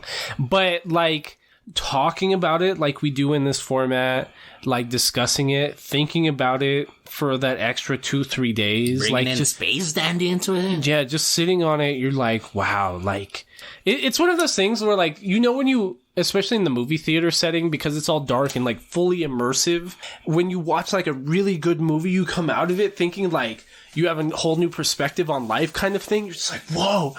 Like the first time you saw The Dark Knight, you get what I'm saying? You came out of that theater, walked into the sunlight, and you were like, what the fuck? Like this is, I forgot what life is really like. Like this is so weird and different and trippy, and like I see everything through a different perspective. That's what like really paying attention to and watching Neon Genesis Evangelion feels like. Because, and I'm going to go back to the point that I was making. When you're passively watching, you can almost just grasp this small idea of what it is. But when we're watching it diligently, like we are, it's just so much stuff. It's good. You know? It's really good. Everyone It's should watch it. Everyone should watch it. Even if you want to take the general like motif that you need to accept yourself as a person and that will make you like have an easier life, you have to watch it for that reason, because the self-introspection is so, it's just there, you know what I mean? Like it just makes you feel better about you. And which like Lloyd is so busy with work and stuff, and like he's got so much going on like in Round Rock and Austin and all that stuff, and he's so busy, but he still gives us his input from now and then just because we have that group chat with him. When we were like a few weeks before Neon Genesis Evangelion was picked, he was discussing that he didn't want to watch it because he didn't want to feel that depressed again about it. And like it's okay to feel that perspective on it, because sometimes it wants you to feel super depressed. Sometimes it wants you to feel introspective, that like, hey, if you're a depressed piece of shit, like you really need to embrace that, and like that will help you get over it. Like, yeah, man. And a lot of, I mean, it's hard not to be depressed. It's harder not to be depressed than to be depressed. You know what I'm saying? Life's hard, bro. It's okay. And like, you know, like Space Dandy said, even though if I had a choice of no sorry and stuff like that, I still want to go to Hooters, or what was that bar? Yeah, to Boobies. I still want to go to Boobies. You know, even though I'm depressed, I still want to. If the whole reason for your life is just to go to Boobies, at least you have a fucking reason to live. Bro. There you go. It's all right. It's fucking good. It's fucking good. So, nerd down. Nerd down. Nerd down. Nerd down. So, Nerda, man, another reason to hate Darling and the Franks. I mean, we know that fucking nerds just like it because it's horny. But I feel like our Darling and the Franks episode is so good because, like, me and Karen were re-listening to it the other day, and that's one of our funniest episodes. I think it's hilarious. But that's just because of our, like, our discussion of the horny shit in it. I was gonna say our horny shit. But, yeah, man, it was fun. I had a lot of fun watching it. Did you get into any nerdy stuff besides this? I'm almost done with school, so I've had a little bit more time to, like, try to play the video games I've been back on. The second, DLC for Pokemon Sword and Shield had come out, like a month and a half ago, and at the time I was so swamped with my graduation report and preparing for my committee meeting and everything like that, I never got a chance to play it. So I'm playing through it right now. I'm playing through the Crown Tundra on Pokemon Shield. Once I'm graduated and I have my degree and I have a lot more free time, I want to start playing Pokemon VGC. I want to start entering online video game championships. Fuck, I don't know. It's just weird because, like, I feel like public nerdy things aren't happening because of COVID still. I'm glad that Pfizer applied for their emergency use authorization and that maybe we'll get, you know, like a vaccine, at least for medical workers sometime soon. Any progress is good progress right now. Yep. And we did get in a feud this week, you and I. We did? About fucking Disney. Oh, and me not able to enjoy Marvel things because it's owned by Disney now. Yeah, well, it's because, like, You like Star Wars too, and my thing is like there are fully immersive pieces of Disney World that are just entirely composed of these like properties at the parks, and like you haven't experienced it, but you're shitting on it because of it seems like it was a price. Because I know there's gonna be fucking people there. I know there's gonna be fucking kids there. I know I'm gonna be paying $20 for shitty food. I know I'm gonna be paying $15 for shitty beer. You swear like it's not $15 at a concert though. Like that's why we pregame, bro. Like, like we know how to pregame. I know, but at a concert, I don't have to deal with fucking lines. I'm already enjoying the show. But see, that's why you take a good group of people and you play like games and you play like charades. Like I've been at amusement parks with my family, with my girlfriend. With my family, I have a little more freedom of not enjoying it as much as I want to enjoy it. When I'm with my girlfriend, I think it's different as an adult. I have with my girlfriend, because she likes them. She enjoys them just as much as you do. Right. But when I'm with her, I'm trying not to bum them. I'm trying not to bum her out. So I'm trying. You bummed me out through text this week, bro. You bummed me out. I'm trying very hard to fucking, to be like, yeah, fucking 2 long hour lines and shit. But I don't know. It just seems that you brought up this fucking thing. Oh, you're hating on the happiest place on earth. It's literally the happiest place on earth. Next time I fucking go, and please, nerds, if you're listening to this, give us your opinions about amusement parks, because I cannot believe that everybody in there is happy. It's a great place. I don't know what your issue is. Yeah. I wanted to talk about FLCL real quick. I was talking about during our discussion that reminds me a lot of Neon Genesis Evangelion. I think FLCL is really cool because it's about all of the same concepts. It's about a middle school age boy trying to discover himself through his insecurities, through his sexual relationship with the people around him. I have only ever seen the original FLCL series, which aired on Adult Swim, like in the early 2000s. It's only 6 episodes long, but we are going to be watching this week FLCL Progressive and FLCL Alternative. I think that's what they're called. They're all available on Adult Swim. If you want to follow along with our watch through, follow along on adultswim.com. That's the only place to find the dub, apparently. Mm-hmm. Like the Hulu has FLCL, but it only has the sub. Mm-hmm. I don't mind watching the subs when the dub is annoying. The dub is low quality, especially for the original. I'm realizing that this week, but it's almost like it's like that on purpose in like a really weird way, because the dialogue is like purposely ambiguous for a certain reason. I don't know. I want to make sure that everyone, when they hear this tomorrow on Wednesday, they do vote on our poll. Because for whatever reason on our analytics, Wednesdays are like highest listening day of the week. Mm-hmm. So like I'm not even that opposed to like tonight being our upload date, because we get our most listens on. Mm-hmm. Sorry, Valentin. I know you get your shit on Mondays. We gave him something to listen to this morning. It's fine. Yeah. We uploaded my public administration final, so he'll be all right. I don't know. I really hope Konosuba wins. It's the funniest anime I've ever seen. Super fan serving. Yeah, it's super fan servicey, but in the funniest way. It has the best, worst girls. But what I think is weird about the poll results so far is that the Soul Eater was so popular last week, but now it's in 3rd place. Mm-hmm.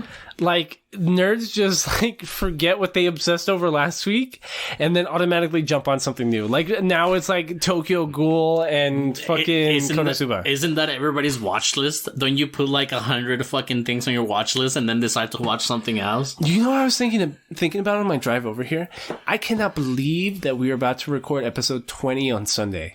Like, that means we have watched and discussed more than 20 anime, because we have a couple doubled up episodes. Like, no, and not just that, we have movies. Yeah. We have our Senkai movies. God, we have movies. We've got Senkai movies. We have the Akira, Perfect Blue, and Grave of the Fireflies. So that makes it 26 already. That's so much. I cannot believe how like encompassed we are in this shit. And what I think is so And I have this scenario in my head all the time when things go back to normal and we're out in public and someone's like, hey, have you watched this anime? Actually, I have a whole episode on that. That's what I'm saying. Like, that's what I was going to say. I think it's so we got a bunch of followers on our Instagram after Karen, like, posted about the episode she's in last week. And what I thought was, I was told not to find this annoying, but I still got annoyed by it. All of a sudden, we've got nerds in our inbox jumping in, being like, oh, well, this should have been included on the poll. This should have been included on the poll. Bro, we already talked about Berserk. You don't know what the fuck you're talking about. Claymore has been on like 2-3 separate polls, but people didn't vote for it. People have like this like pretentious like feeling towards their own anime likes. And this is my hatred to nerds from nerd. I hate nerds because of this reason, and you don't see it just in anime. You know, you see it in I'm very into superheroes. So when you want to have a conversation with like a fellow nerd, all of a sudden turns into like a fucking pretentious. Oh no, well, fucking well, Superman's overpowered. Why do you like his comics? Yeah, like, dude, can we have a conversation about it? Like, can you stop talking about? I would be less upset if I knew the nerds jumping in these DMs like had actually listened to our episodes and listened to our opinions and knew what the fuck they were talking about. But it's just people being like, oh, well, my anime opinion is the only one that matters, and I'm so super stupid smart, so I'm gonna jump. Bro, we're about to hit like 20 fucking episodes. Do you know how much anime I've watched since fucking March? Like, go fuck yourself. Yeah. Like, do you know how much anime I've seen? And that's why we have our email open. Please email us at Between Nerds Podcast. You can send anything, bro. Like, if you're so angry about our discussion, or if it makes you happy, or it makes you sad, or you think we missed something, just fucking drop us that. Do you know what's in our Gmail inbox right now? It's literally me just trying to log into our RSS account from like different platforms. Resets. Yeah, it's just password resets from me trying to log into our shit. Do you know how fucking dry our Gmail account is? Do you know how dry our Twitter is? Bro, give us any bullshit opinion you have, and we'll have you in the fucking show. We'll bring you in here. We have to. Anybody, bro. Like, anybody. You want to have a heat-up conversation? Like, please use hashtag Nerds for Candlelight. You are guaranteed right now. You will be the only admission into our November giveaway. Only 1 week left. If 1 week left. Like, if you use hashtag Nerds for Candlelight, you are guaranteed to win whatever nerd quality item that we get. Like, it couldn't be simpler. And trust us, we think hard about our giveaways. We want something that you can keep it mounted with, something that you can, I don't know, anything, you know. And like Drew was saying, if anybody that uses it, you're gonna win. Mm-hmm. You know, because we have no entries at all. And this happened back with the hashtag for the NCAA. Yeah. Because who won that one? Was that Jay or was that Valentine? I think that was Jay. No, was it Jay? Because Valentine won the Nerdy one? Puzz. Yeah. Oh, okay. Yeah. Just we, like I said, the mistake that we thought we made with that was that we didn't base it locally. It was more of a general thing of what was going on in the country. And, but, I mean, Nerds for Candlelighters, kids with cancer, please just, we're spending our money. All you gotta do is click like. You don't have to do shit, bro. How easy would it be just to do a blank tweet that's just hashtag Nerds for Candlelighters? Bro, you're literally gonna win with something with zero effort. Mm-hmm. But what I wanted to bring up is I've been going through our RSS analytics. RSS is the platform we upload from. Mm-hmm. Our host site. Yeah, our host site. And I think it's funny that, like, the episodes that have been popping up into our top 5. So the top 3 have always been the pilot, Bakemonogatari, which is the first, like, official recorded episode, and Madoka Magica, which I still believe is our best recorded episode because that was probably the best conversation we had. But what has jumped up like a fuck ton since then is Erased and Darling in the Franxx. Erased was our first episode with the new mic, so that one makes sense to me. What doesn't make sense to me is Darling in the Franxx, because that still had the shit audio quality. But like I was saying during our discussion right now, that is like the funniest fucking episode we've ever done, because we're just talking about the horny fucking fan service that makes no sense in Darling in the Franxx. And it's great. Thank you guys for listening. And for our IG followers, please stay tuned. We're about to post a giveaway opportunity. If you tag 3 of your best nerds on our post, like it, you are gonna be entering into our giveaway. On this giveaway, we're not gonna donate to any charity. It's just gonna be a entry for a giveaway. But stay tuned, because we are gonna start giving away IGs and Twitter's giveaways. I've been having a lot of fun with fleets on Twitter. I think it's so funny that everyone, like, just in general, like comedians and everything are just shitting on fleets on Twitter. But like, as far as like me jumping between like the Between Nerds Twitter and like my personal Twitter, I'm having stupid fun with fleets. Like, I just keep posting stupid shit that I know is gonna just be gone in a day. It's fun. And next episode, like I said, 20th episode. What do you want to do? Do we just sit on it for the next 5 days? Like, because episode 20 feels big. FLCL might not be the most groundbreaking anime that we've ever covered, because how do you beat Neon Genesis Evangelion or Bakemonogatari or fucking Madoka Magic or Akira or Perfect Blue or Brave of the Fireflies? Like, we've hit some hitters, bro. Like, I don't know what we're gonna do, but we'll think about it. We'll think about it. I want to wish everybody a happy Thanksgiving. Oh yeah, I almost forgot. Next Sunday for our 20th episode might be our last episode here in the first studio. Yeah. Aldo and VNA are moving up, getting out. Yeah, we're moving to our former co-host's house. Into Lloyd Parker's old house. And that's gonna be fun. I'm excited. Like I said, we want to bring people in here that want to have a discussion about it. We can revisit a honestly.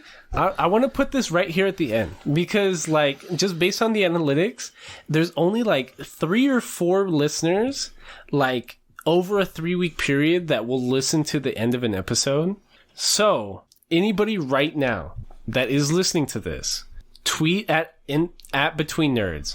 Say that you listen to episode 19 and you want to be in the next episode of Between Nerds. If you're locally in El Paso, we will put you in here. We'll put you in here. And like I said, if you have a heated argument about any previous episode, we'll fucking discuss it in the Nerd Down. We've done it before. We will, like, at episode 20... next week, if you have an issue with our take on Neon Genesis Evangelion, the first, like, half hour of the next episode will just be us trying to defend our opinion with you. We don't give a fuck, bro. We're already at, like, 2 hours on this. Like, I'm down to do a 2-hour episode. I'm bringing you here and defending your fucking point of view. Your fucking point of view. Too many nerds with opinions on the internet and not too many on a mic. Yeah. Hey, are you scared? You're scared of all the vendors. No, but we'll have you here, guys, and that's what we want to do. I mean, I know we don't know each other. If I don't know you and you're listening to this, I would like to get you in here and talk to you about it. I'm not afraid. If I like you, I like you. If I dislike you, I dislike you. But guess what? I'm gonna respect your nerdy fucking point of view. If you're mad Soul Eater lost the last poll, come in here and tell us why FLCL is so wait, I think Valentin is at the door. Hold on. We might have... I don't even know. Who's watched all 3 series of FLCL? Somebody hit us up, please. Yeah. And we'll be here next Sunday. At episode 20 of Between Nerds. Yeah, please follow us on Twitter at Between Nerds. Follow us on Instagram at Between Nerds. Send us your email at betweennerdspodcast@gmail.com. Please use the hashtags Nerds for Candlelighters. They bring happiness and hope and help the families of kids with cancer. If you have a PS5, please send it to the Between Nerds headquarters. We'll make sure it gets to a hopeful kid wishing for a PS5. Special thanks to Thomas Zapien for our music. Thank you to Javi at Slime Guts on Twitter. He's working on some stickers. He's been really busy. I feel really bad for Javi. He works at a funeral home. the El Paso funeral homes have been absolutely swamped. I feel for the guy. I'm not rushing him. He can make our stickers, our logos, whatever at his own pace. I know his work must be fucking awful right now. I don't know if you heard, we're currently at our 9th mobile morgue. No, we're moving to 14. We are moving into 14. Please wear your mask. Don't have Thanksgiving gatherings if you can avoid them. Bro, I am so glad. My grandma was trying to press my mom that, like, we were going to do, like, a real Thanksgiving, like, with the extended family. And my stepdad is the chief of staff for the Sergeant Major's Academy on Fort Bliss. And they've had a bunch of staff deaths. And, like, people that are outside of the susceptible range, like, people younger than 65.